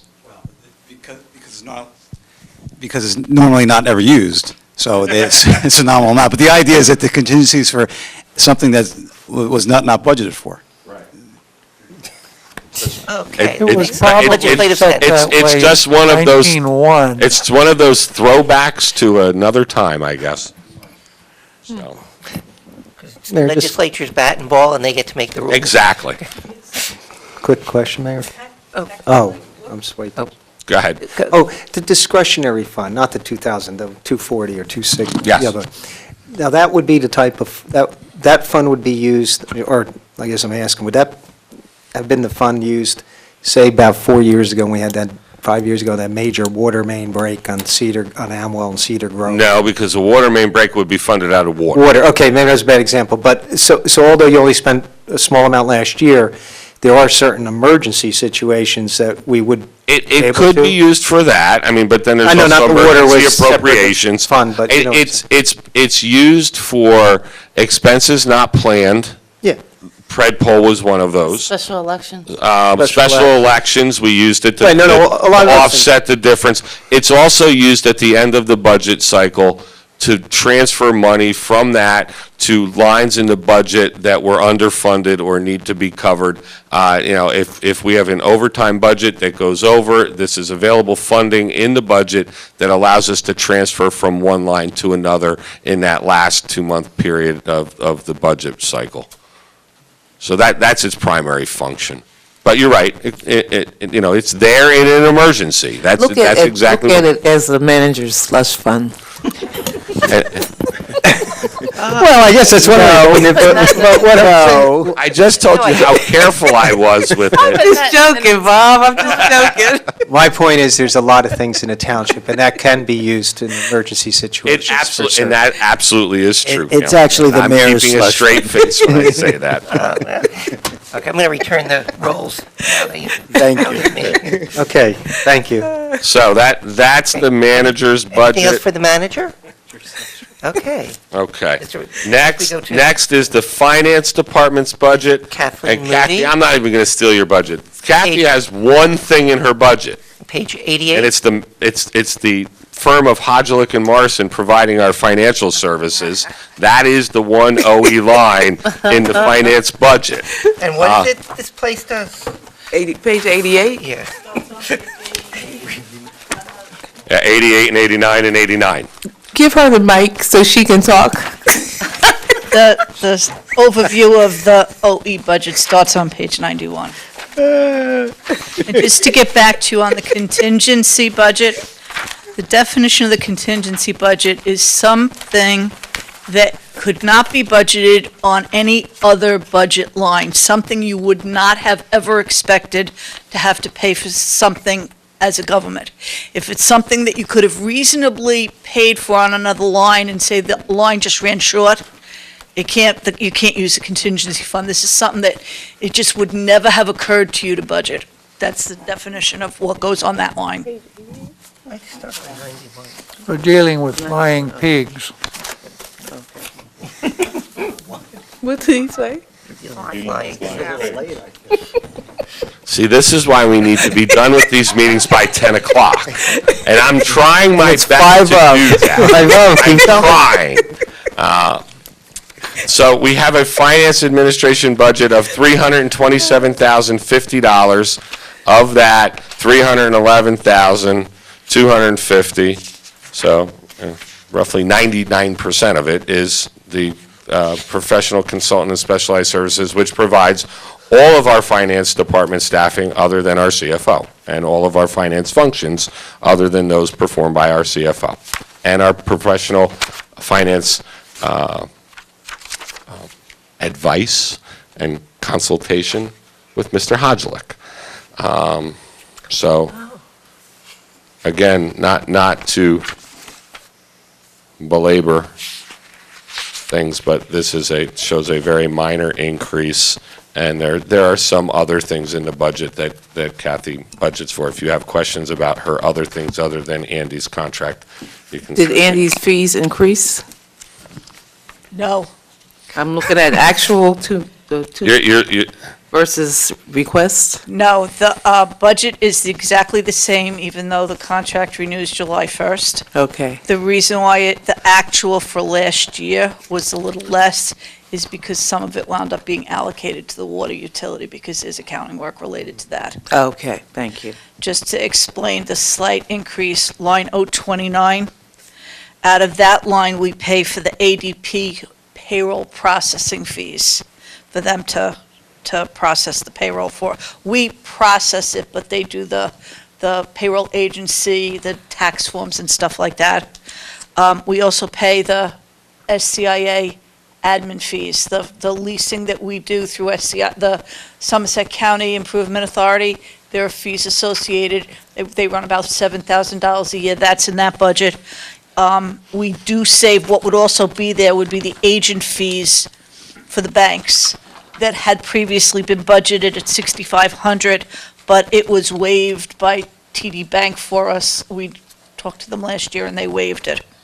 The one decrease we had was in line 138. Our share of the Edmunds accounting software went to IT's budget this year. Okay. Well, that's where we're moving all the software. Exactly, along with all of the other departments, the centralizing of service contracts in IT. So, Mr. Mayor? Yeah, Councilwoman Sherman. I do have one question. I haven't been in your offices since you've started, but I remember when Van was there was another person there. Was that a Hodgelick employee? There's three persons in there. They're all Hodgelick and Morrison employees. Oh, okay. The finance department has a staff, but a daily staff. But I'm saying there's three that contract with Andy's firm includes 3 full-time employees. And they're located here? They're in our building. There's all right. the payroll supervisor, APAR, and basically a treasurer that are full-time employees that are here every day. Oh, I didn't realize that. I thought They're even here more than our our employees because they don't get the same holidays as ours. Wow, Scrooge. No, sorry. No, just joking. Another lump of coal on the fire, please. Any other questions about the finance budget? Just joking. Yeah, questions for Ms. Moody? Yeah, just the increase on the ADP processing, does that mean there were more things processed? Why did that go up? I mean, your originally budget last year was $7,500. It's doubled. I mean, just why? I'm just curious, that's all. What were the issues? It hasn't actually doubled. It was not properly set last year. So it was $10,000 that you actually spent, and now you're making it more realistic. Right. Okay. The SCIA fees, we weren't anticipating those fees, and we started getting charged because we'd already paid off all the money and still hadn't used it. We paid the debt, but hadn't used the money. So there were administrative costs they started charging us because they had more work to do than they had originally anticipated. So those are administrative fees. Hopefully they go down this year, but they were unexpected and wound up being higher than we thought last year. All right, thank you. Okay. Another for Ms. Moody? I have the other miscellaneous Well, I would say items. this might be the easiest way to follow rather than jumping around in the book. There are individual Excel workbook sheets for things that have one line. Utility electric, things like that. If you turn to the very beginning of your book, there is a 2-page document just in front of tab 1. It's actually, so, and it has green and blue columns. It's labeled CY14 versus CY13 versus CY12 department budget comparison. Yes. If you go about two-thirds of the way down, it says non-departmental categories. You and mayor and council are the first line of the non-departmental categories. Right. What we can do is we can go down that line just so you can see the difference in charges and budgeting for those non-departmental categories. Okay. So mayor and council has their budget, you're budgeted at the same salaries that you have been for several years now. There is been no increase in your salaries in my time I here. think 4 or 5 years. Five, I would say, in several years at least, so 4 or 5 is probably a good number. I don't know, it was before me, so I can certainly say that. And who would those people speak to about a raise? Um, Never mind. Talk amongst yourselves. Okay. I believe that's the answer. Audit services is now budgeted at $37,800. That's a $1,300 increase. That's based on the quote from our auditor for this year's audit. That you approved at the last council meeting. Right. General legal is budgeted this year at $385,000. That's a $25,000 increase. That reflects what the mayor was speaking about earlier when we had the assessor in, and that's a $20,000 increase for tax appeal attorney and $5,000 increase for our general legal counsel. Okay, so for the general counsel and the tax attorney, is that everything, or might there be other things funded from other places? That's everything. That's everything. For those two attorneys. For those two attorneys, that's the. That's where those two attorneys are funded by. Okay. I mean, we pay for Other other attorneys, attorneys, we though, pay yeah. for, Mark Okay. told you, we pay for Yeah. planning and zoning out of that budget. And No, that's they're- general counsel and tax And they're appeals. funded other places, just being sure that's just. There is no other money for those two attorneys anywhere else. Just being sure, thank you. That's what I thought you meant. Okay. Liability and workers' compensation insurance shows an $85,000 increase to $1.105 million. But yet, and general health insurance shows an increase of $299,497 on a $6.622 million budget. I've spoken to you previously about our health care, and actually, the representative from BGIA was here several months ago to talk to you about our 2014 health care budget. That the increases, we're flat on our health.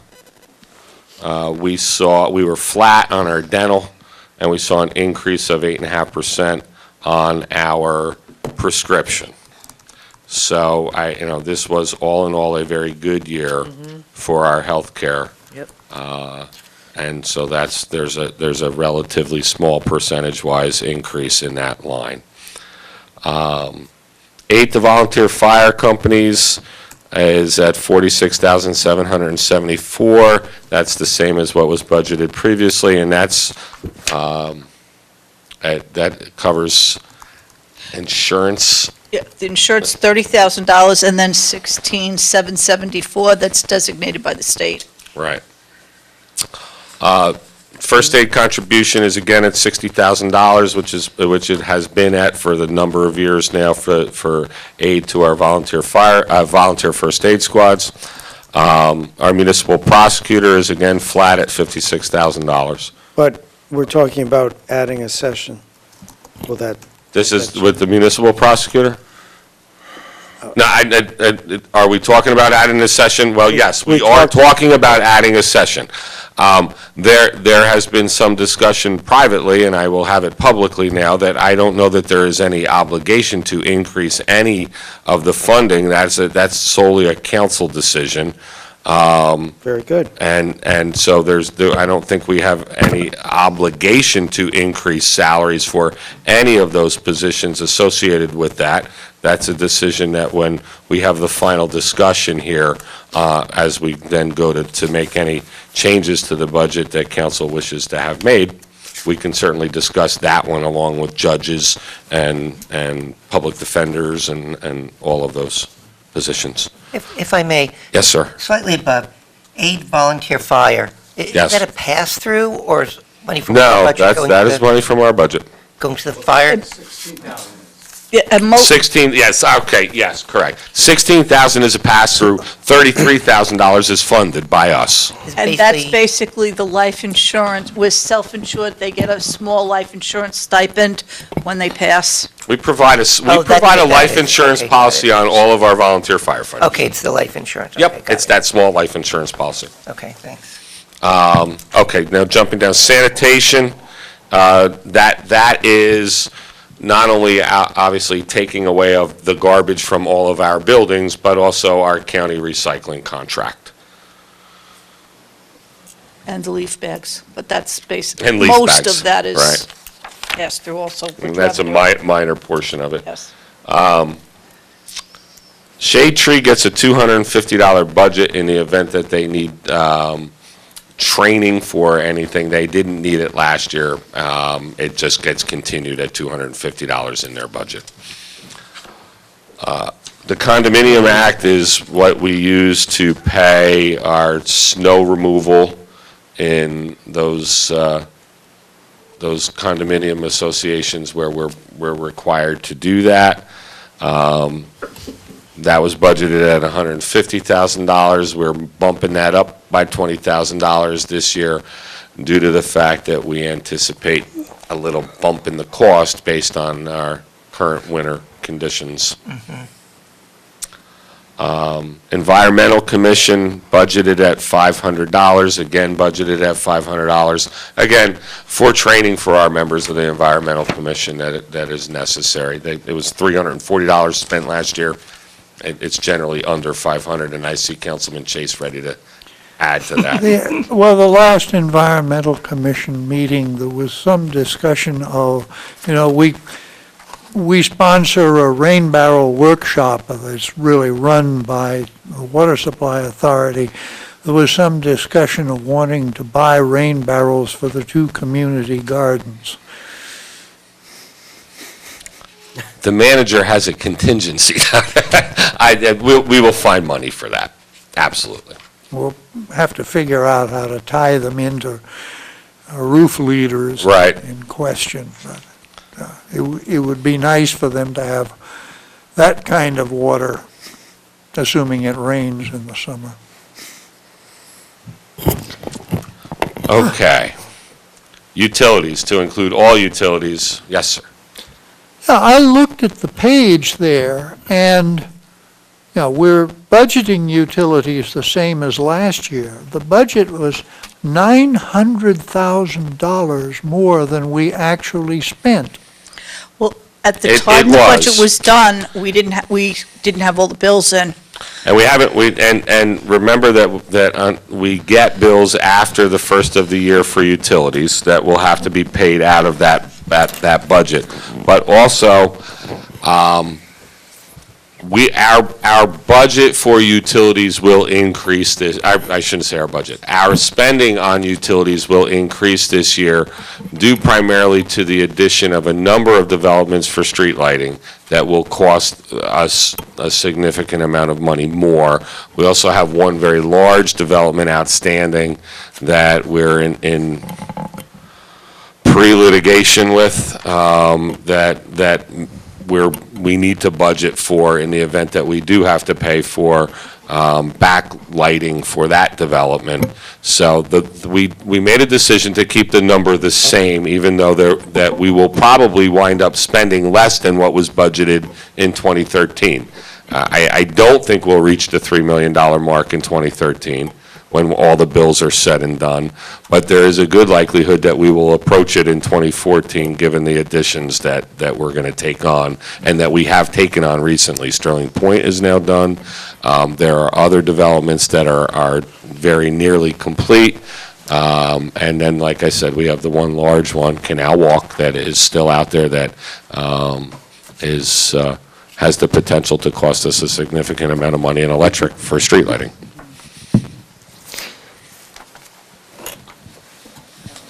Mayor? Okay. Councilman Vesno? While you're on utilities, do we have any numbers or update on the net benefit, hopefully, that came out of that the contractor that goes through all the utility bills, phone bills, communication bills, we pay a set fee. I'd like to know where that, I'd like to know where the... Lynn Sutcliffe, Lynn I know Sutcliffe. exactly what you're talking about, and not to cut you off. Yeah. I don't know that it saved us any money, to be perfectly honest with you, and I don't know that you can really quantify it. What it has done is we have not had him find mistakes in our billing, all right? The reality is, and this was discussed at Financial Oversight, and I think that it's a very good analogy. It's a very, very low-cost, good insurance policy to make sure that we don't get misbilled. For what it costs us annually for that, for someone to go through the bills in the method that they do, to ensure, and when, we're talking about over $1 million in electric bills for the municipality.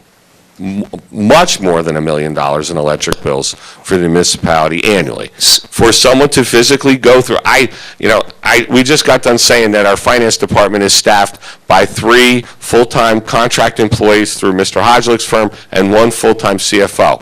We do not have the people to go through the bills the way that they're gone through to ensure that we're being properly billed monthly. So I'm not here to debate that. My question was the net benefit, because I sat on two very detailed, the net dollar benefit. I sat in 2 very detailed presentations where, at least, I can only speak for myself, but it was being sold to us on the idea of the savings and how we'd be able to see them tangibly over the next couple years. Right. So I don't want to get into a debate about that, but I know what I was sold on, and I think other council people were, and I'd like at some point since it sounds like at least the revenue aspect, unfortunately, very understandably, maybe not known to them beforehand, but did not pan out. So I don't know what committee can review that, but I'd like to, have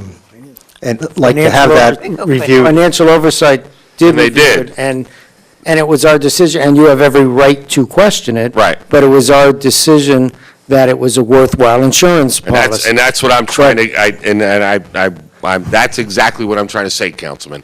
No, and I'm not necessarily disagreeing, but... Then let me finish my thoughts for 1 second, because Financial Oversight did do it, and it did go through Financial Oversight, and what I'm just trying to say is, the reason why I said there's no way to quantify it is because if there had been mistakes that that went uncovered, I can't say what they would have been. What I'm saying is, as of now, there haven't been any large-scale mistakes in our billing to equate to a dollar value. There could be next month, I don't know. But as it stands right now, there haven't been. But for us to physically check those bills monthly would be impossible. So what we're paying for is a service to ensure that we are billed correctly.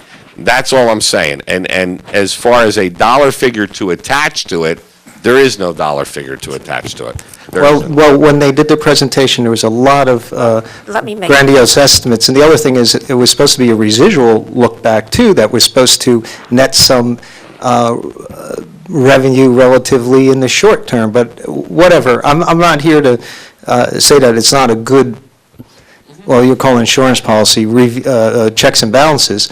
I'm just here because I had never heard for the last 2 years any follow-up, and in the committee that we approved, sent a recommendation forward to council, at least I would send a recommendation being sold on, like I said, the financial benefit to the town. Mr. Mayor, Yes, Councilwoman Sherman?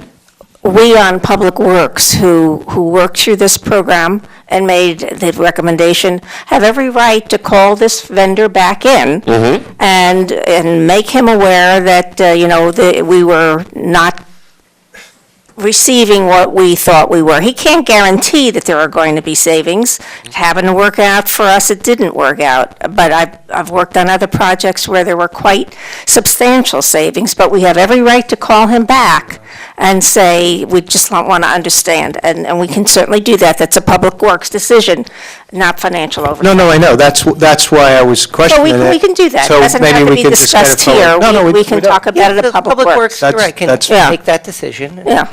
It's, That's What we're really Councilman saying is simply that PSE&G doesn't seem to have made any mistakes lately. That's correct. The only mistake actually was the not billing for certain street lighting on Hamilton Street. That's correct. Which now we've got to Which pay now we have to for. pay for. But I noticed that the item electricity, which is electricity for the buildings, Mhm. that has proportionately, I think, the largest difference between actual and appropriated.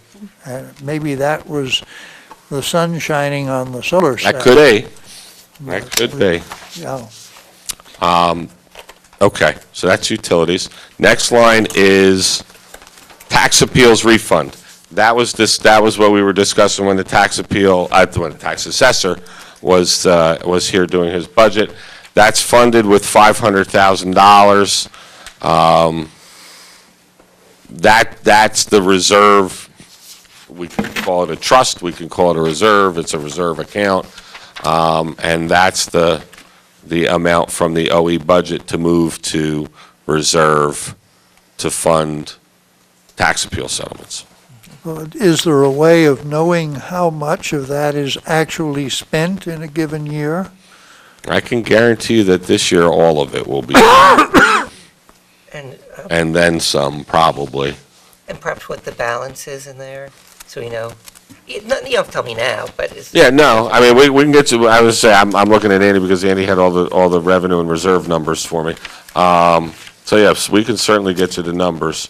I mean, there's a potential for anywhere between $1 and $2 million of tax appeal settlements or judgments in this calendar year. That we have buildings that are going to go to trial. Obviously, like I said earlier when Mr. Carabelli was here, we're hitting that period now. If it's 5 years to state tax court and these appeals came in 2009, we're hitting that time now. And that's why the mayor and I were asking these uncomfortable questions. Exactly. That we kind of knew the answer to, but we're just striving for a way to find a different answer. And I do believe in the independence of the tax assessor, but this is, I shouldn't say the consequence, but as a result of some of the decisions made, this is where we are. So the millions of dollars, so. And some of these assessments were before he was our tax assessor. Sure. Well, all of these assessments, if they are to 09 Well, appeals, that's what I meant, yeah. But were- typically, when we get one of those resolutions, it's covering everything from 2009 Yes. up and usually Correct. specifying what the assessment will be in 2014. Correct. So in a sense, it, So those are his assessments. yeah, but it assures us that it'll be a while before there's another appeal on Right. that property. Yes. Okay, so that's tax appeals. Flipping the page. Tax lien foreclosures, $50,000 was budgeted in 2013, about $40,000 was spent. Again, $50,000 is budgeted in 2014. That contingent line that we spoke about earlier with the $2,000 is there, and it'll always be there. Then we have the statutory expenditures of the PERS pension payments. The PERS pension payments have increased by $52,462 to $1,079,498. The PFRS, which is our police officer pensions, have decreased by $61,660 to $2.419 million. There is the DCRP, which is the Defined Compensation Retirement Plan, which is for a very small number of our employees, and that's why you see it was at 0 in 2013, and there is the possibility that it may have just been budgeted with PERS last year. It's $3,000 for this year. And that's the bare bones retirement system that that some of our part-time employees are enrolled in, including some council members, I believe. Social Security and SUI is up $30,000 to $1.78 million. That's obviously our statutory withholdings. We have the library funding this year is decreasing by $29,798, so about $30,000 on a roughly $3 million budget. That's a formula figure based on our assessed values. We have our employee, well, the outside the cap in 13, but inside the cap this year is employee group insurance. The Board of Education Transportation, that's the shared service agreement. We're showing a $78,466 increase. Obviously, this is on both sides of the budget on appropriations and revenue are equal numbers, so it just balances out. There's the health interlocal. That's the actual budgeted number, is the actual billing number of $622,470. So that shows a 5% increase that's called for in the contract with Somerset County.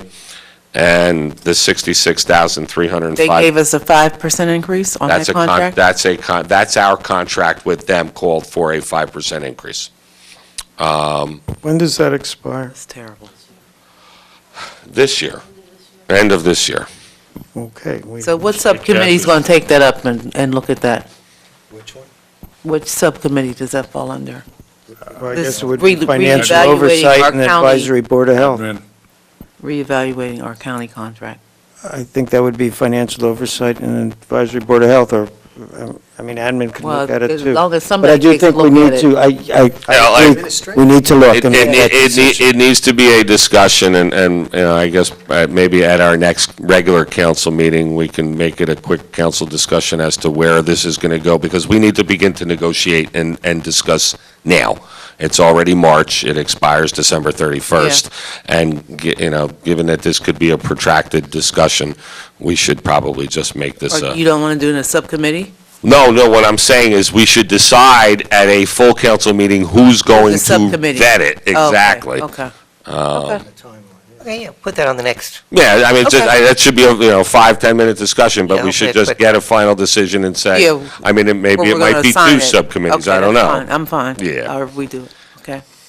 Okay, county senior transportation is the senior busing that the county they drive the bus, and that's the contract price at $66,305. Capital improvements. We've gone through the capital with the department heads. We'll finish the capital budget on the 24th with a full discussion, but the proposal is for $800,000.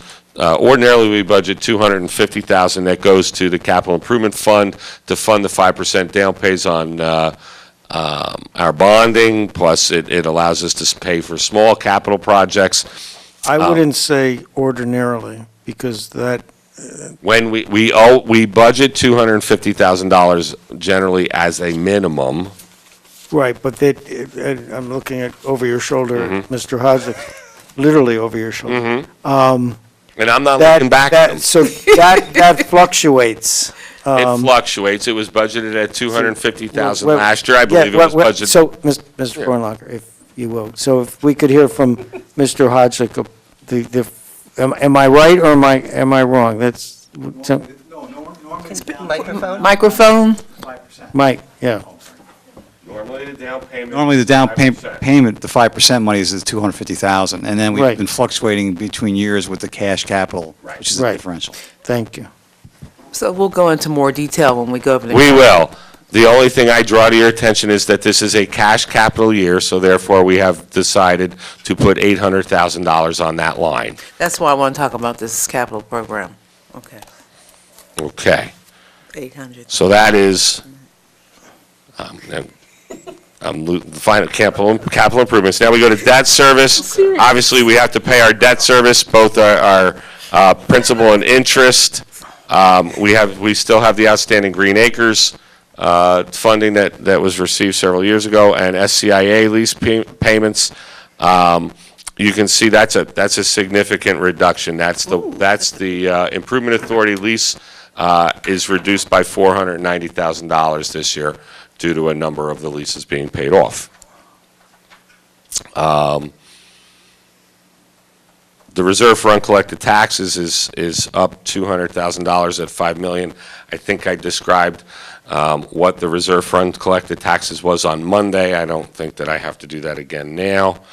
The one right above that, emergency appropriation went from Well, 3 to 0. that was your Sandy emergency appropriation that we Oh, okay, that was budgeted in that. 13, and we don't have any more. Okay. And that is all of the other other expense. This little side-by-side on all this is very good. Mm-hmm. Kathy made this. Okay. I thought it was really good, Nice. too. That's why I Very told her to nice. put it in the book. It does help as you go through the budget Yeah. process. Others we can finally see nicely. Thanks.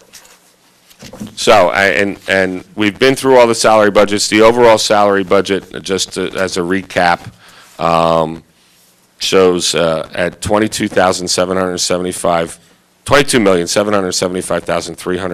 $22,775,319.58. From that, there's we also add a salary adjustment of $350,000, accumulated leave adjustment for $700,000, and medical stipends at $150,000. That brings it to just under 24. Then there are the water allocations for 100% allocations plus percentage allocations to water. Certain salaries are funded out of trusts. Animal control is one of them off the top of my head.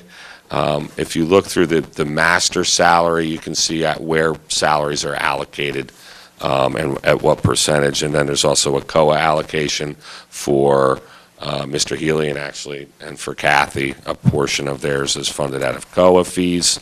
And then there's also, as you see on the right side of those totals, the shared service agreements that include salaries, the Board of Education funding 3 police positions, the Board of Education funding 1.5 mechanics positions, the state PBA funds 1 police position, and the fire district funds 1 fire inspector position. That totals $647,000. That isn't taken off of that. That's another one of those on the revenue and appropriation side budgeting items. So is there a reason why we don't have the same breakdown for 2013 to make the comparison to 2014? Like, will you be able to do that now that you have time, or it takes too much time to do that? No, I can do it. I had done it for OB, but just in putting the budget together, this being my first year, it hadn't been broken out before. Yeah. Just We did- ran out of time. Oh, okay. Not enough hours in a day. See, you give us stuff and we want more. We can vote I more. warned her about that. I said, you're going to give them this and they're going to want it. I said it. We can vote more hours in the day. That's it, exactly. Can't go much above 15 and 16. I've been doing for the last couple of No, I mean 26, 27 hours, we can vote.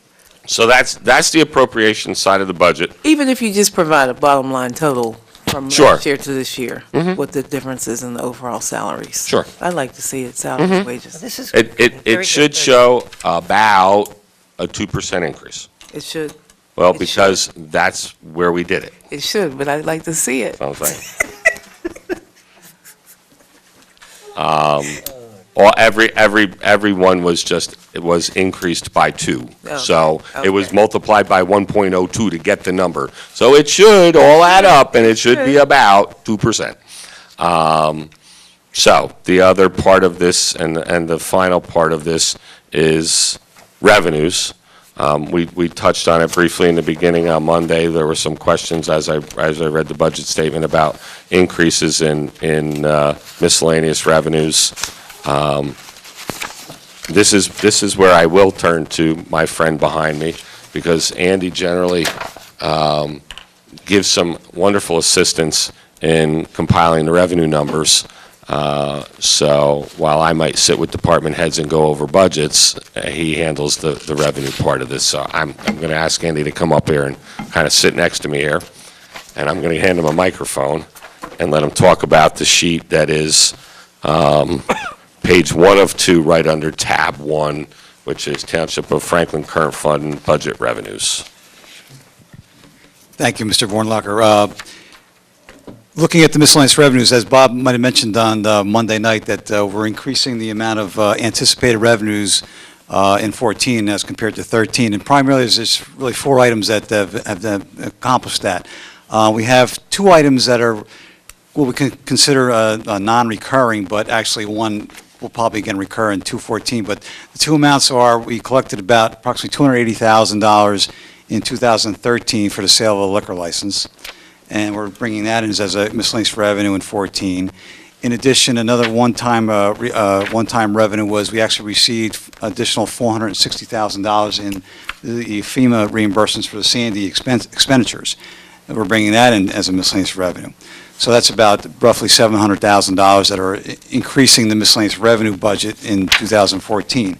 In addition, that which was not anticipated as revenue in previous years was the interlocal with the fire districts of about $90,000, and also the state PBA contribution of $126,000. So those 4 items altogether actually increase your miscellaneous revenue amount that we're able to anticipate in 14 of about $1 million. Now, when you say miscellaneous, is that the line that says subtotal local revenues? If you go to page 2, actually, page 2 on there, Mayor, Yes. and about in the middle of the page says total miscellaneous revenues There, in 14, okay. that's just $12,761,000 as compared to 13, $11,006,000. Okay. Okay. So that one PBA officer that was a one-time shot at 126,000? That's one of the, Yeah. that target. It's going to be a recurring revenue, so rather than picking up as a miscellaneous revenue not anticipated every year, we're going to bring it in as a recurring revenue. Okay.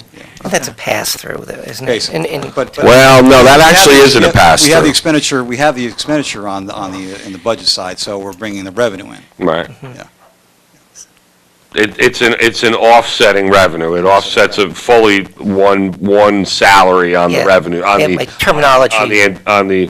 was wrong. Basically, Appropriation side. inflow meets outflow, basically. Yes, correct. I might have said it wrong. Is that forever, or is there a time? As long as until he retires or we decide to bring him back. Okay. Yeah. Thanks. So again, once again, the miscellaneous revenue is therefore we able to anticipate more. And then we move down to the tax line item, and this year, at this point, the taxes are scheduled to increase about 4% over last year. And with that combination of the miscellaneous revenues, the amount to be raised in taxes, we're bringing down the surplus anticipated amount by approximately $1 million, $1,100,000 over 13. And we're hopefully going to reduce the structural imbalance that we've been talking about year over year. And this is going to go a long ways, or help us to some degree in reducing that imbalance. I'm sorry, you're saying 1,100,000. Do I see that number here? If you go back to page 1 there, Mayor, surplus anticipated. And I'm on page 1, you're on page 2. I'm on page Well, I flipped back on you, sorry about that. Yeah, so then in 14, we're I'm not well-versed on numbers. 5.8 million, and Pardon in me? 13 was 6.9. The first line, on top of page 1, very top line. Surplus. Surplus anticipated. Am I looking for a 1.1 million somewhere? In the 14 column, see where it says surplus 5.8. anticipated, 5.8 Oh, million? okay. Yeah. That minus that is that. Right. 6.9 was 2.9. Oh, there's 1.1 million, okay. And Councilwoman Francois, just in terms of the question about the capital, in some respects, in terms of these one-time revenues that we're experiencing in 14, we feel good that we're increasing therefore the capital cash component almost to a like amount. Yeah, I saw this. Kind of offsets one another. This non-budgeted revenue, is that what you're looking at? Right, well, you have the San Diego 768,000? San Diego 400,000 and the liquor license at 200,000. So between those two, we're increasing our cash almost to capital $800,000. $600,000. So it's about an offset there also. That's your justification. Okay, thank you. Well, there's the reason. No, I understand. I understand your It's a one-time rationale now. revenue, so a one-time expenditure. Yeah, okay. Okay. Yeah, that Maybe makes sense. I'm sorry. Maybe my eyes just aren't working here. I'm going again. The liquor license, where do I see that? Page 2, I'm going to make you go back to page 2 now, Mayor. Okay. And actually, it's called sale of municipal assets for $280,000. Oh, that's a municipal Yeah, asset. right. Okay. Got it. Thank you.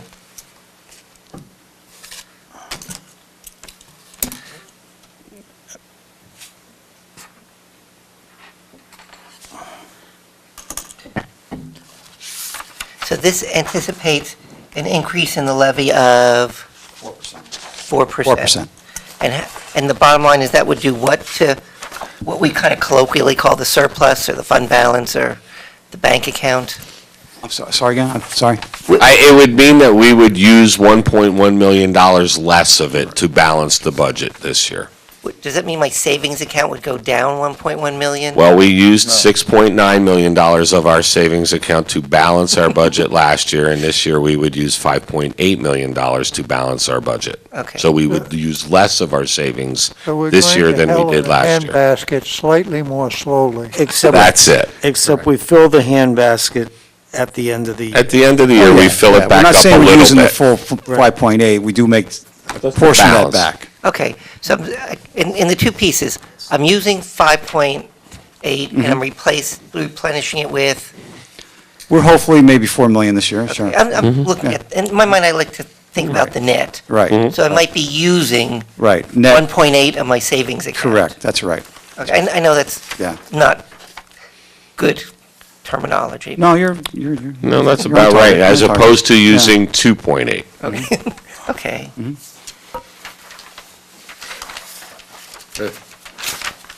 So on the 24th, we'll cover how we're going to pay off our debt service? When we do the, When we when we do the capital capital, right, if you see that sheet, when the one thing that I had added, that Kathy added on the actual capital sheet under tab 4, Councilwoman, is the recommended funding. All right? Tab The- 4. Tab 4, which is capital. All right, on that cover sheet, you'll see on the right columns, it'll say recommended funding. See cash. And you see cash or Yeah. bonding or whatever it is with dollar figures. That was as a result of running the capital budget through financial oversight, and the discussions there were, this is what financial oversight recommended as the funding method for those individual capital projects. So we will certainly vet that on the 24th All right. for a final capital project budget that we can push forward. Sounds good. I just have to get a feel for what we're going to actually be paying off every year, what's going to come out of the budget every year to pay down the debt service. I don't have Well, a picture, I can't get that picture in my mind. Sure, that's a good question, and actually, you know, to your point, this year, the township will be going to the market to fund some debt that it's incurred over the years, and it's probably somewhere near around $11 million where you'll be selling debt in 2014. But I will tell you, your debt limitation, I mean, in terms of your debt percentage, is actually very, very low compared to other communities. And we want to keep it that way. Well, you do, and you know, so you're very, you know, you're very, very low. But So, explain why this year we're going out for 11 million. well, It's not that we're spending 11 no, million. this is a combination of ordinances that have been authorized in past years. You've already spent the money, the cash has gone out the door, but you haven't sold the bonds to finance that. And why not? Why don't we do it every year? Well, you don't want to have the transactions cost you money, and you're going to, you know, you don't want to pay for a transaction every year. It's just not wise to do that, So in other words, all these times, all these years, we're saying, well, bond for this, bond for That's that. correct. We don't actually go out and bond on that resolution that time. That's correct. We save them up over the years. That's right. And that's why we're going out now. And to your benefit, you know, you do have available cash resources to cash flow these projects. You know, other towns that are, you know, don't have cash, if they have a project, they may have to go out to the market right away to get the cash proceeds in order to fund the project. But, you know, you guys are a little bit better off in terms of your cash position, so you don't need to do that every year. So their costs per project are higher than ours. Well, They're going cost all for the time. financing, if they have to finance every year, they're going to be, you know, spending more Yeah, money. that's And it costs them money in one of two ways. Either they have to pay for the actual, the costs associated with bonding, or they have to take bond anticipation notes that have a higher interest rate to cover the bridge between when they borrow the money and when they actually do the bonding, if they want to wait to put more than one together. And part of that high capital that we're spending is for things like police cars that we are going to be buying. We plan now roughly every year, and the philosophy we've been pushing forward is if you're spending the money every year, you don't want to bond for it. because then you're just paying the extra money. That's something that is a policy decision, that's something that's worthy of Right. discussion amongst council members. I said you don't want to bond for it. I don't want to bond for it. That's the discussion that I would like to have on the 24th. I Exactly. have a Discussion I question. want to have. Have we looked at refinancing some of Absolutely, our yes. bonds and? We're actually about to do lower that very, very interest rates? soon. Well, there was actually an authorization last year to refund some of your open space bonds. The market turned on you just before it was ready to go off, but, your underwriter's been monitoring the market, and this is ready to go off in the next couple of weeks now, the refunding of the open space bonds. But believe me, there's the people that make money off of doing those transactions, they're looking at your debt every day to see if there's a refunding opportunity. Right. And they told us 2 days ago that there's a refunding opportunity. Sure. So here's my question is, you're saying that we didn't have to bond because we had a cash position that allowed us to spend? Oh, no. Well, that's what I thought I heard you say. So where'd the money come from? I didn't say you didn't have to bond, you didn't have to bond right away or at that point in time. Okay, so there's been $11 million that we have not bonded for? That's correct. Okay, and that cash position was where? In our reserve? On your fund balance. You have fund balance reserves and various, at December 31st, 2013, the Township of Franklin has $86 million in its coffers. Okay, through various fund balance, reserves, obviously some of that's liabilities that but, you have cash. So it's not like, you're not bleeding cash, so you do have the wherewithal to fund some of these projects. But at some point in time, right now, your general capital fund balance or cash balance is becoming very low, so you need to replenish it. And when you say $86 million in our coffers, but the school board's going to come to us and... Yeah, it's a timing thing to some Right, degree. right. Exactly. So a You lot of collect that the is taxes, committed. yeah, exactly. Right. A lot of that money is committed. Almost all of it. That's right. Oh, okay, Yeah. so if we say we have this fund balance of $15 million, part of that it has to be bonded for in order to pay it back. Is that fair? No, generally your fund balance is going to... You don't touch that? It's going to be cash. Okay, And all right. So whatever else we're using to Right. get there, that money is encumbered Yeah. because we have to pay it back. Right. Okay. All right, other things for Mr. Hodgelick, Mr. Vornlocker, Ms. Moody? Thank you. The 24th. Motion to See you on the adjourn. 24th. Motion to adjourn. Thank you. Councilman Prasad? Second. Moved Thank and you. seconded. All in favor? Yep. Aye. Opposed, abstained? We are adjourned. Thank you.